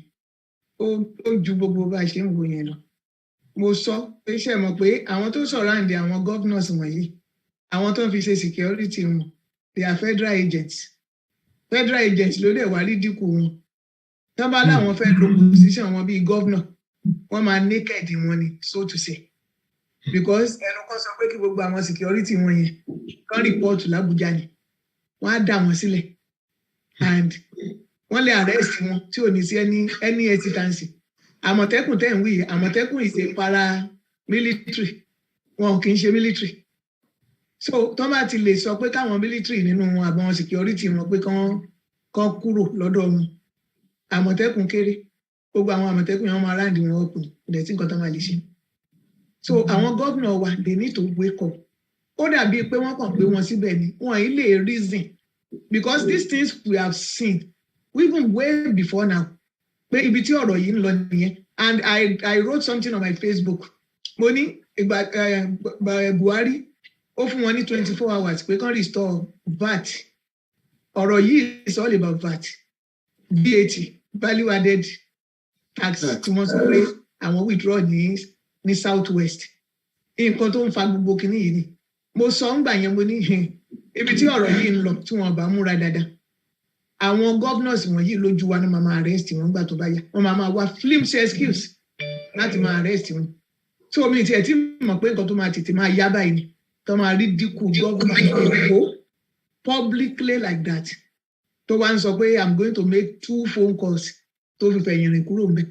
It is a disgrace. Very, very terrible. It's a bad omen to the governors. Wọ́n dẹ̀ ṣe bẹ̀rẹ̀ ni. Torí wọ́n láti get ready. Ṣé rí VAT tán láwọn withdraw yẹn ṣe mọ̀ pé àwa là ń ṣiṣẹ́. Àwọn náà ń ná owó yẹn. VAT that withdraw is like taking away a chunk of their income ní ọ̀hún yẹn. So kò lè lọ bẹ́ẹ̀ láì jẹ́ pé wọ́n address it. And one of the ways to address it náà ni pé kọ́ máa rí dínkù àwọn governors wọ̀nyí. Kọ́ máa jẹ́ kọ́ mọ̀ wípé ẹ wà because àwọn fẹ́ kẹ́ wà. Táwọn ò bá fẹ́ kẹ́ wà, ẹ ò lè wà. That's the message they are sending to them. And they are just warming up. Maybe we can use that opportunity like Baba Oluwaseun said to leverage and send message to these people. Work with us. Ẹ ò belong sí Nàìjíríà. Torí ẹ má jẹ́ kó dìgbà tó máa ṣẹ̀ṣẹ̀ máa wọ yín nílẹ̀ kúrukú tó máa wọ yín lójú títì. Ní ojú yín ṣẹ̀ṣẹ̀ máa là. Oníkó lámù, bó tiẹ̀ lámọ̀tẹ́kùn gan, kó ní àmọ̀ kìnìún gan. Kò ràn kankan tó wà nílẹ̀ yìí o. Àwọn àmọ̀tẹ́kùn kọ̀ọ̀kan yẹn bóyá bí èmi àtẹ̀yìn gan ni wọ́n wà fún. Mi rò pé wọ́n wà fún àwọn security kìíní wọ̀nyí. Because bí tí kìíní yẹn wá. Ẹ̀wọ̀n pé Màlàmí, òun yìí sọ pé òun mọ̀ nǹkan kan. Ìgbà tó lọ sílé Ìgbòho lọ́jọ́ sí olóhùn mọ̀ nǹkan kan. Eléyìí náà ó sọ fún Sanwó-Olú olóhùn mọ̀ ń pa ẹ̀. Ṣàbó tó olówó fúnra rẹ̀ sọ bẹ́ẹ̀. Pé òun pè òun bí léèrè ló sọ pé òun mọ̀ ń pa ẹ̀. Kò kí ń mọ̀ nípa nǹkan. Òun ló dẹ̀ ń wà nídìí gbogbo ẹ̀. So ẹ jẹ́ ká leverage. Ẹ jẹ́ ká lo àwọn bàbá wa láti ránṣẹ́ sí àwọn south west governors tí wọ́n jí lójú oorun. We need their support. A ò lè dá ìjà, a lè dá rìn. And they are so important to us. Bẹ̀tù gbọ́n bá bẹ̀rẹ̀ sí ní fi baálé ilé wọ́lẹ̀ bí eléyìí. Tó ń gbá baálé ilé létí kílẹ̀ rò pọ́ ọmọ ilé lè ṣe. That's a message they are sending. Pé a ní any local standing ní Nàìjíríà yẹn àti Ṣètò àṣẹ rí nǹkan tí ẹ sọ tó tọ́ ni. Nǹkan tí mo kàn sí mention Àmọ̀tẹ́kùn ní pé Yorùbá ní ikú tó ń kojú bá ẹ̀yìn òwe ara òun ló pa fún mi. And tí wọ́n bá ń pa ọmọ ìlú. Ṣé ẹ̀ ń lo fóònù méjì ní àgbọ́yé o? Mi ò kúkú ní méjì ẹyọ kan tí ara fún mi náà mo ń lo síta yẹn sí. Ó ń dọ̀bù tọ̀bù. Ó ti bẹ́tà sí. Mo ní nǹkan tí mo ṣe sọ̀rọ̀ lẹ́ẹ̀kan ní pé wọ́n ní àwọn bàbá wa sọ wípé ikú tó ń pojú gbà ẹ̀ ní òwe ara ló ń pa fún ni. Nígbà tí wọ́n pa ọmọ ìlú tí àwọn kan ní àwọn tí ẹ fẹ́ gbìyànjú pé kí wọ́n ṣe protection fáráàlú. Lagos State government tó náà bá kà after donating vehicles to Àmọ̀tẹ́kùn corps.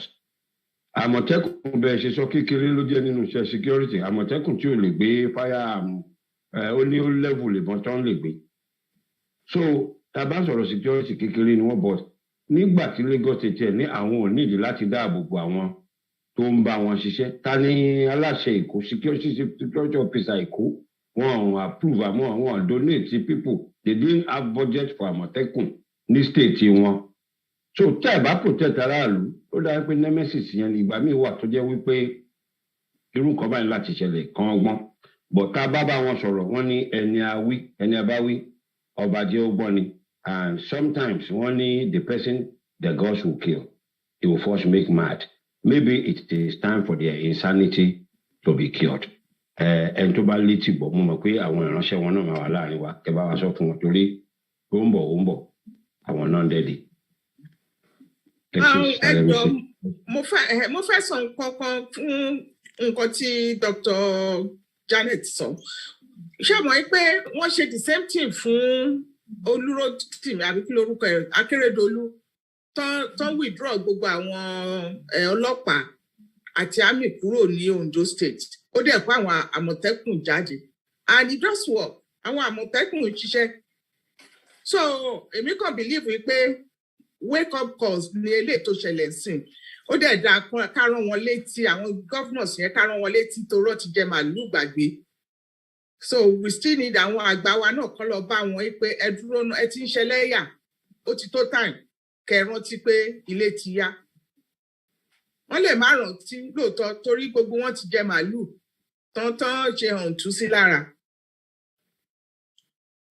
Ẹ ṣe. Sister Ayemisi, a ní question kan tó wà outstanding nípa pàjáwìrì app. Pàjáwìrì app is a very, very wonderful innovation. It is very, very good and máa rọ gbogbo ọmọ Yorùbá. Any encouragement tó bá lè fún àwọn tó wà in charge project yẹn for the general good of the Yoruba people kí wọ́n support wọn. Ìmọ̀ràn tí àwa náà dẹ̀ ti rò because eléyìí kì í sọ̀rọ̀ ẹlẹ́yàmẹ̀yà directorate ní kíní kan ní kankan. This is about the Yoruba nation. Pàjáwìrì is very good because it will be very useful for our people. Nílùú yìí tí ẹ bá pè 999 I believe in America you call 111 emergency service. Tí ẹ bá pè wọ́n ó máa connect you to 3 services. Ambulance,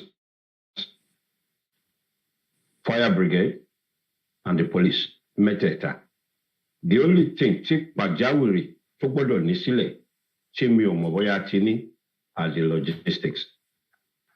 Because tá a bá ní irú nǹkan báyẹn bóyá ẹ wo local government tó wà ní state kan lásán kó tó lè wà effective ó gbọ́dọ̀ ní structure yẹn on ground. Then that app itself will be very, very, very productive. But mi ò mọ nǹkan tí ó wà nílẹ̀ nísìnyí. But nǹkan tí mi mọ̀ ni pé gẹ́gẹ́ bá bàbá wa ṣe sọ wọ́n ní ọwọ́ ló ń ṣíwájú ijó. Tí logistics bá wà nílẹ̀ then nǹkan tí à ń pè ní wọ́n pàjáwìrì á lè ṣiṣẹ́ pẹ̀lú. But it's a very good innovation. Thank you. Okay. Ẹgbẹ́ 6 o'clock la sọ pé a máa ṣetán sí sídẹ̀ ti lò á sì ní àwọn bíi 4-5 tó nawọ́ sókè. ẹjọ́ ẹni tó bá máa bèrè tó bá máa pè ń sìn question ẹyọ kan pápápá so that a lè ṣetán bóyá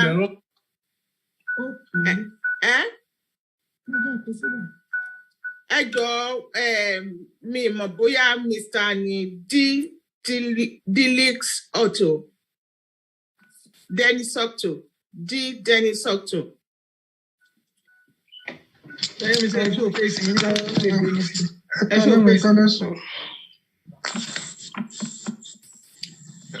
Okay, ẹ̀yin máa ń mi àtẹ̀yìn dáàdì mi o.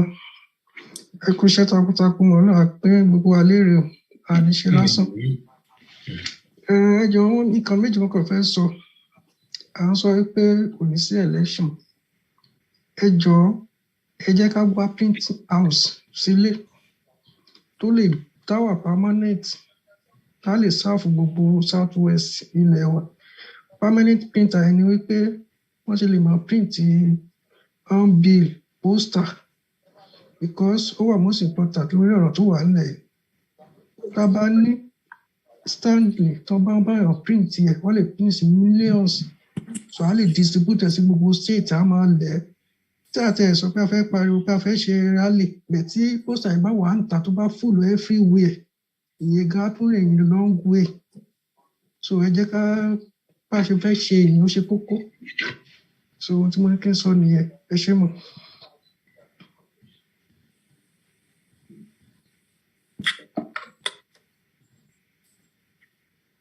o ti parí ọ̀rọ̀ mi o. ẹ má bínú mo ń try láti ṣó ojú mi ni mo lọ kàdé pa.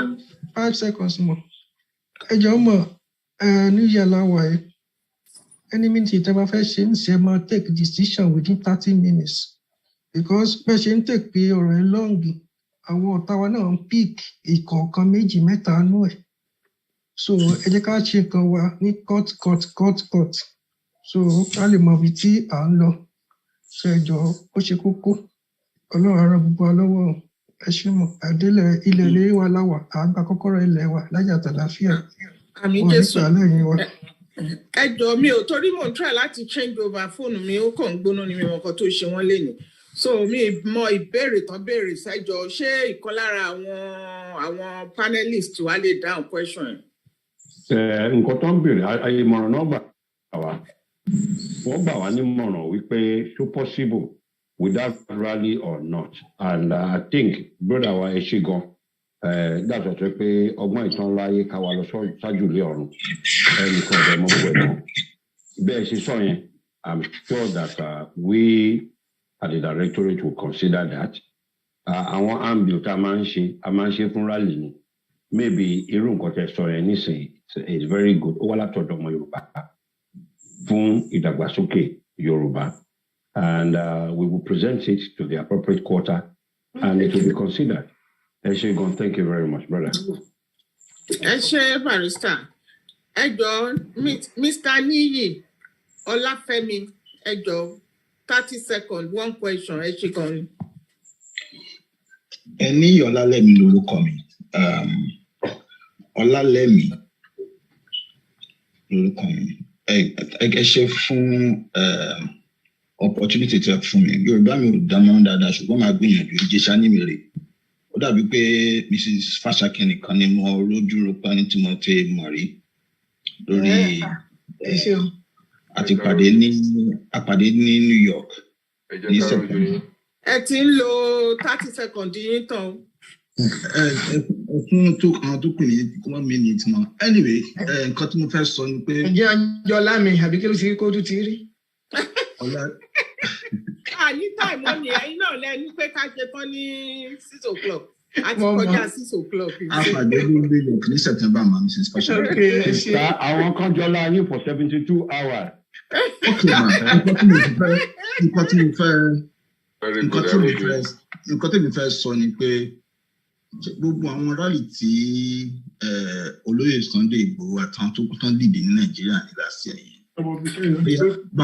A lè package it in short, in skits, short comedy. I get then comedy. I can also do short comedies, from pre-independence when we were Yoruba Nation, pre-1960, First Republic up to this time. maybe 30 minutes, maybe 5 or 6 in 60 minutes. So you pay Amama before YouTube. That's the educate and with this, I'm achieve awareness of about where we are coming from, what has happened to us so far, and where we are going. Footages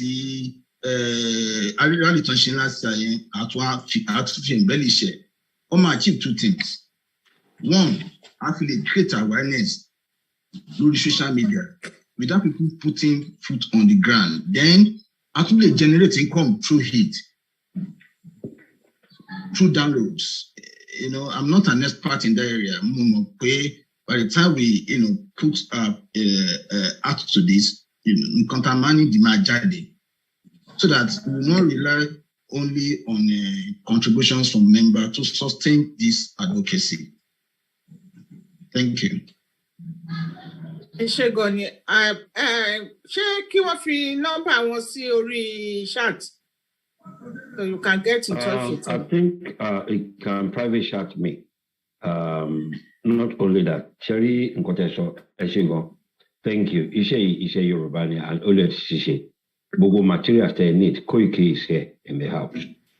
This is where the wall of Jericho is breaking down. And we would get him also involved because Bogo material in Bogo Papata Rally and Unidani. So, but Tebali send the privately send the number. I will forward it to him. And we can see what can be done in respect of your ideas. Thank you. Me too sorrow, sir. Olatayo getting below me. Can you call brother? My private chat you get it. All right. What's your name, sir? Mr. Niye. Olalemi. Olalemi. Olani Sodo. Out later.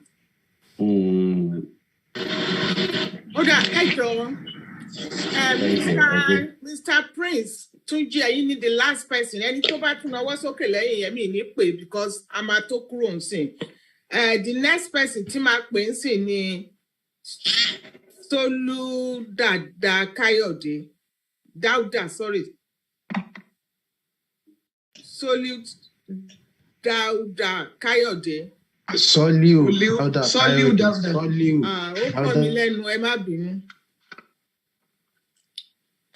Question in 30 seconds, sir. Mo kí ẹ̀yin bàbá wa àti ẹ̀yin ìyá wa ẹ kú iṣẹ́ takuntakun. Èmi ò ní question tí mo fẹ́ béèrè. Question and answer nílé sà ní Tẹ́bọ́sì. Kọ́ sọ̀rọ̀. No. Mi ò ní kọ́ máa sọ̀rọ̀ bẹ́ẹ̀ question and answer. Question and answer session, please. Kọ́ sọ̀rọ̀ báwo nígbà tẹ́ mọ àmọ́ rules and the regulations. Okay, ma. Thank you. Daddy wa ẹjọ́, with due respect, tó bá ní mọ̀ràn tẹ́ fẹ́ gbà wọ ẹjọ́ ẹ fi sí orí chat. The next person is ẹ ti bèrè question bẹ́ẹ̀ máa kàn sáré pè yín so that 30 seconds máa lè pe Mr. Prince Tunji. Mr. Adébáyọ̀ Kẹ́hìndé.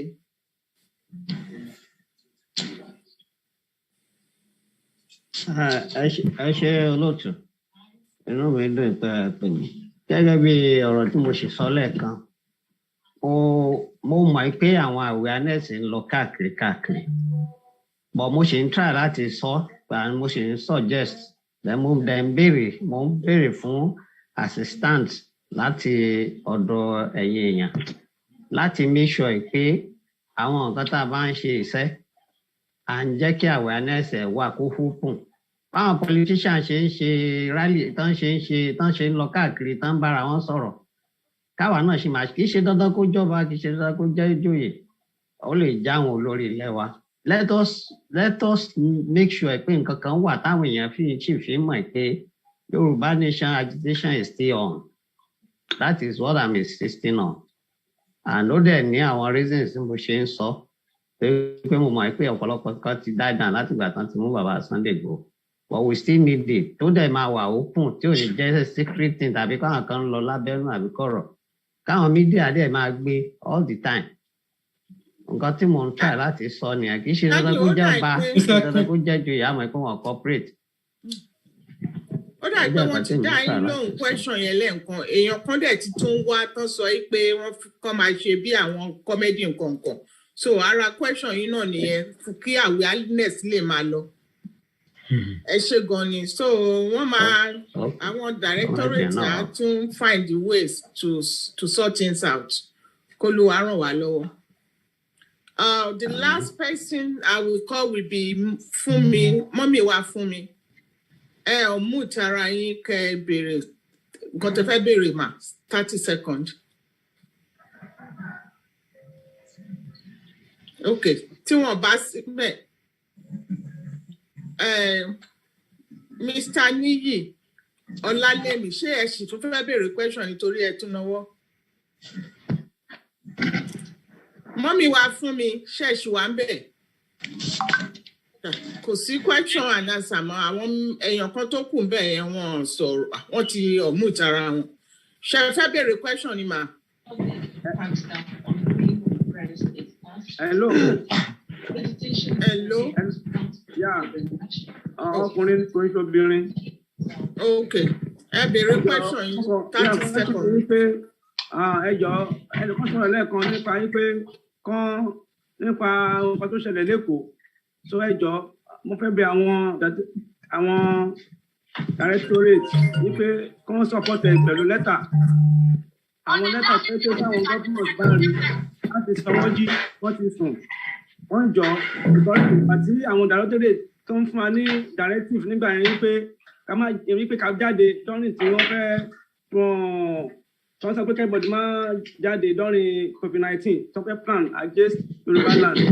Directorate ló pàṣẹ fún wa àdẹ follow àṣẹ yẹn ẹjọ́ a nídìí àwọn directive látọ̀dọ̀ wọn because I think that's the apex group tí a ní báyìí sìn. Anything tó bá come from the hand of directorate àwọn yẹn máa abide by it. Ẹ jẹ́ fún lẹ́tà àwọn government wa kọ́ wọn sípò ọgbọ́n ọmọ nǹkan tó ń ṣẹlẹ̀ ibi tán wà yẹn wọ́n lè máa ríran ní nǹkan tó ń ṣẹlẹ̀ but nípa lẹ́tà tẹ́ bá fún wọn àti àwọn ọmọ àgbàlagbà tẹ́ bá wọ́n sí wọn á lè yẹ kó lọ kó wá lé ọmọ nǹkan tó ń ṣe because after this thing say wọ́n ti surround wa wọ́n fẹ́ dùn pẹ̀lú àwọn key people láti lè capture wa fully but Ọlọ́run nígbà fún wọn.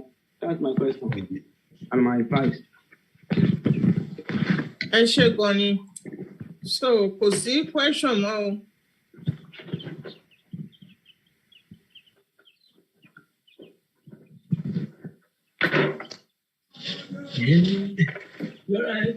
Ìsàlẹ̀ ṣe ọwọ́ kan ṣe wà lókè. Ẹ ṣe ti ẹnìkan tó náà sókè orúkọ ẹ̀ jẹ́ fún mi. Àwọn náà sọ̀rọ̀ tó ń sìn. Okay, thank you. He should be on leave too. He should be on vacation. So everybody ti béèrè question wọn.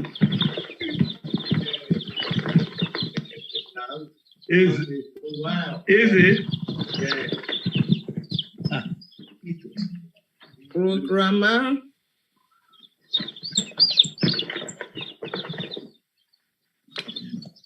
Dr. Fashakin, so ọ̀pọ̀ ti súnkàn yín àbí Barrister Ojumosu.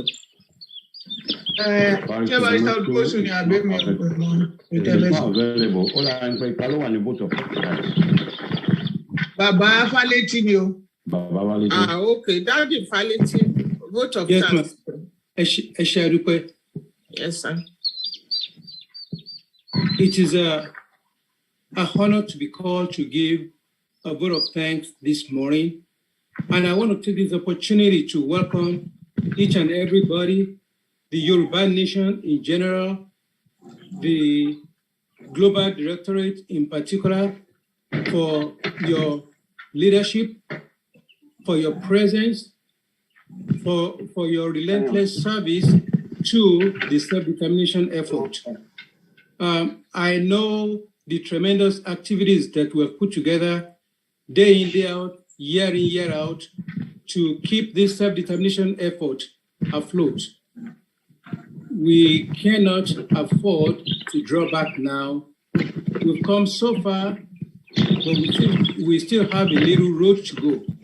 And I want to take this opportunity to encourage us to continue to persevere. The journey of 1,000 miles begins with the first step.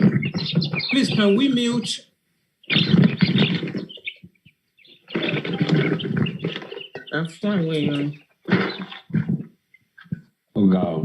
Adébáyọ̀ Kẹ́hìndé kan ni ó ń pariwo. Àti mute. Thank you, man. I want to take this opportunity to thank the leadership of the Directorate for all the activities over the years. This happens to be our very first town hall meeting for this year, 2022. And there are many glorious and productive ones ahead. It may not be long, but we are hoping that in a very short order, we will be dancing to the tunes of our new republic. I thank especially the leadership for all its activities. I thank the membership for the persistent attendance at our town hall meeting. And I pray that the God of all creation, Ọlọ́run Olódùmarè, àti Ẹlẹ́dàá wa, will give us the grace to continue to persevere. Amen. Thank you very much. Wọ́n ní àgbà tó sọ òyìnbó nílé àná ní àtúmọ̀ ẹ̀. Mo fẹ́ dúpẹ́ púpọ̀ ní gbogbo ẹgbẹ́ ọmọ ilẹ̀ Yorùbá. Mo fẹ́ dúpẹ́ púpọ̀ lọ́wọ́ àwọn ẹgbẹ́ ìgbìmọ̀ Yoruba Nation Global Directorate fún iṣẹ́ takuntakun tí a ti ń ṣe láti jẹ́ kí ìpàdé ọ̀sọ̀ọ̀sẹ̀ yìí kí ó máa lọ síwájú dáadáa. Olúwa Olódùmarè á máa ràn wá lọ́wọ́, á máa fún wa ní okun àti agbára, á máa fún wa ní ìrètí láti tún máa ja ìjàngbara náà títí a fi dé ilẹ̀ ìlérí. Mo fẹ́ sáré gbà wá níyànjú pé bí a ṣe ń wá ní ọ̀sọ̀ọ̀sẹ̀ kí a máa rántí pé ọmọlúàbí ni wá. Ìlú òfin la wà. Ìlú òfin níbi tá à ń lọ. Tí a bá ti ṣe òfin pé ìdáhùn ìbéèrè ni a fẹ́ máa béèrè, ẹ jẹ́ kí a máa mú sùúrù, kí a máa kó ara ní ìjánu láti máa béèrè ìbéèrè. Tí a bá ní ìmọ̀ràn àbí ọ̀rọ̀ ìwé tí a fẹ́ sọ, ẹ jẹ́ ká kọ́lẹ̀ sí orí fọ́nrán ká máa fi ránṣẹ́, kó má máa di pé à ń sọ ọ̀rọ̀ tí ò yé ara wa. Mo dúpẹ́ púpọ̀ lọ́wọ́ gbogbo àwọn tó jẹ́ òṣìṣẹ́ àti olùdarí gbogbo ètò yìí. Olúwa sì máa dáàbò bò wá, á sì fún wa ní okun àti ìdáàbòbò tí a fi dé ilẹ̀ ìlérí. Ẹ ṣé pé a ó tún rí ara wa padà ní ọjọ́ mẹ́jọ ọjọ́ òní. Lágbára Ọlọ́run, a dúpẹ́. Ẹ ṣé. Of the newly formed Yoruba Nation.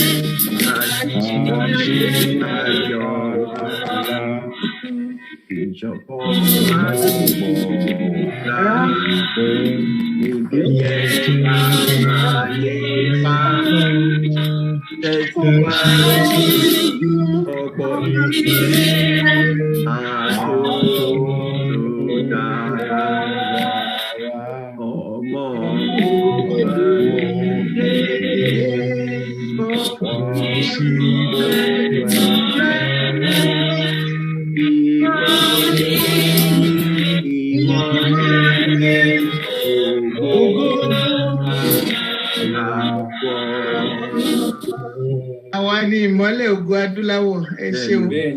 Oh yes. Ayọ̀ la tún máa pàdé o. Àmín o. Àwa ń lọ ó dìgbà ó ṣe. Ká má fi yàrá wa ká má fa ara wa. Ìpàdé wa bí oyin. Àti ṣúgà àti iyọ̀ àti wàjú wa. Àmín. Àmín o. Wọnú omi ọmọ gègèlè wodò sànyà ìsànyà ò rẹ́ràn bàbá yín láàrin ìdí omi kò sì náà ń kán sí yín lẹ́nu ọmọ òkúta mẹ́ta òkè gbòó ìkan ṣe yín ní dábọ̀dàbọ̀ ìkan ní mọ́ rọra ìkan tó kù nígbà tí wọ́n ò mọ̀ gbòó mọ̀ rẹ́ kí ló dé gbòó mọ̀ rẹ́ sí ọmọ òpópó sanran ìgbàgede gbòó sùn wọn láláìsí bẹ̀rẹ̀ wọ́n ní kó ní bẹ̀rẹ̀ ó máa kó bẹ̀rẹ̀ lọ ẹ̀sìn òní bímọ méjì ní gbòó mọ̀ rẹ́ bẹ́sìn bá bímọ méjì ní gbòó àfikàn pọ̀pọ̀ sí amúkan yòókù bọ sànyà àtúmúyà rẹ̀ tí olóró gbọ́ àfiṣẹrù wálé wàrà mòjé ọmọ onílé ọlà àwọn àjòjì tó ń ṣe ségesège tọ́láwọn ò ní bomi kó sí mu wọ́n láwọn ò ní bomi sànyà wẹ́sẹ̀ ìgbà tójú kò fi rí ńkọ́ gbogbo wọn náà sáré bomi kó sí mu wọ́n sì bomi sànyà wẹ́sẹ̀ ọmọ abẹ́rẹ́ mẹ́ta òde ayé ọ̀kan ṣẹ́ ọ̀kan tẹ̀ ọ̀kan tó kù ní gbogbo ayé ti ránṣọ kiri gbogbo ọmọ Yorùbá Sunday Igboho onírèlè láéláé torí àbá lásán nìkan ń dá òkúta ò ṣe gbé fún wọn o ìmọ̀ràn lásán ni ti balùwẹ̀ kò pọ́sibú kó dòdò láyé ń bí ó kún díẹ̀ kí tọ́ domi láéláé ìtọ́ mi lè domi Sunday Igboho arógun má ti dí tó ń jà fẹ́tọ̀ Yorùbá ní tilé tó kó.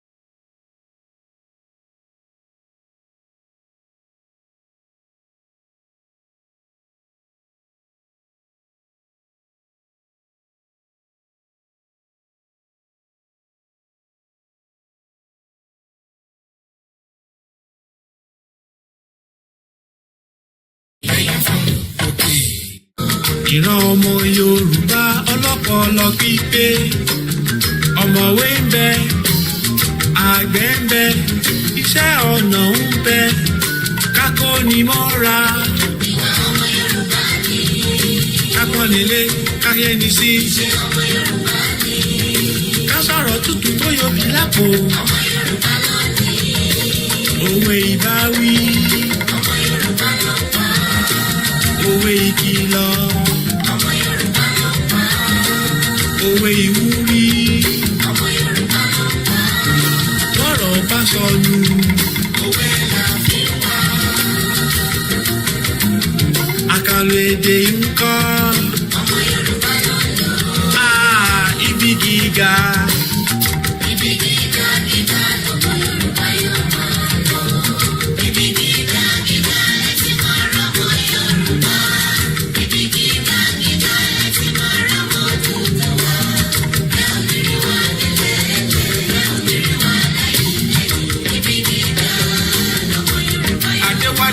Fún wa ibi gíga là ń kọjọ́ ibi gíga là ń gbóṣù. Bẹ́ẹ̀ ni o iwájú lójúkùn ń gbé òkè níjọ́ òkè lẹ́yìn.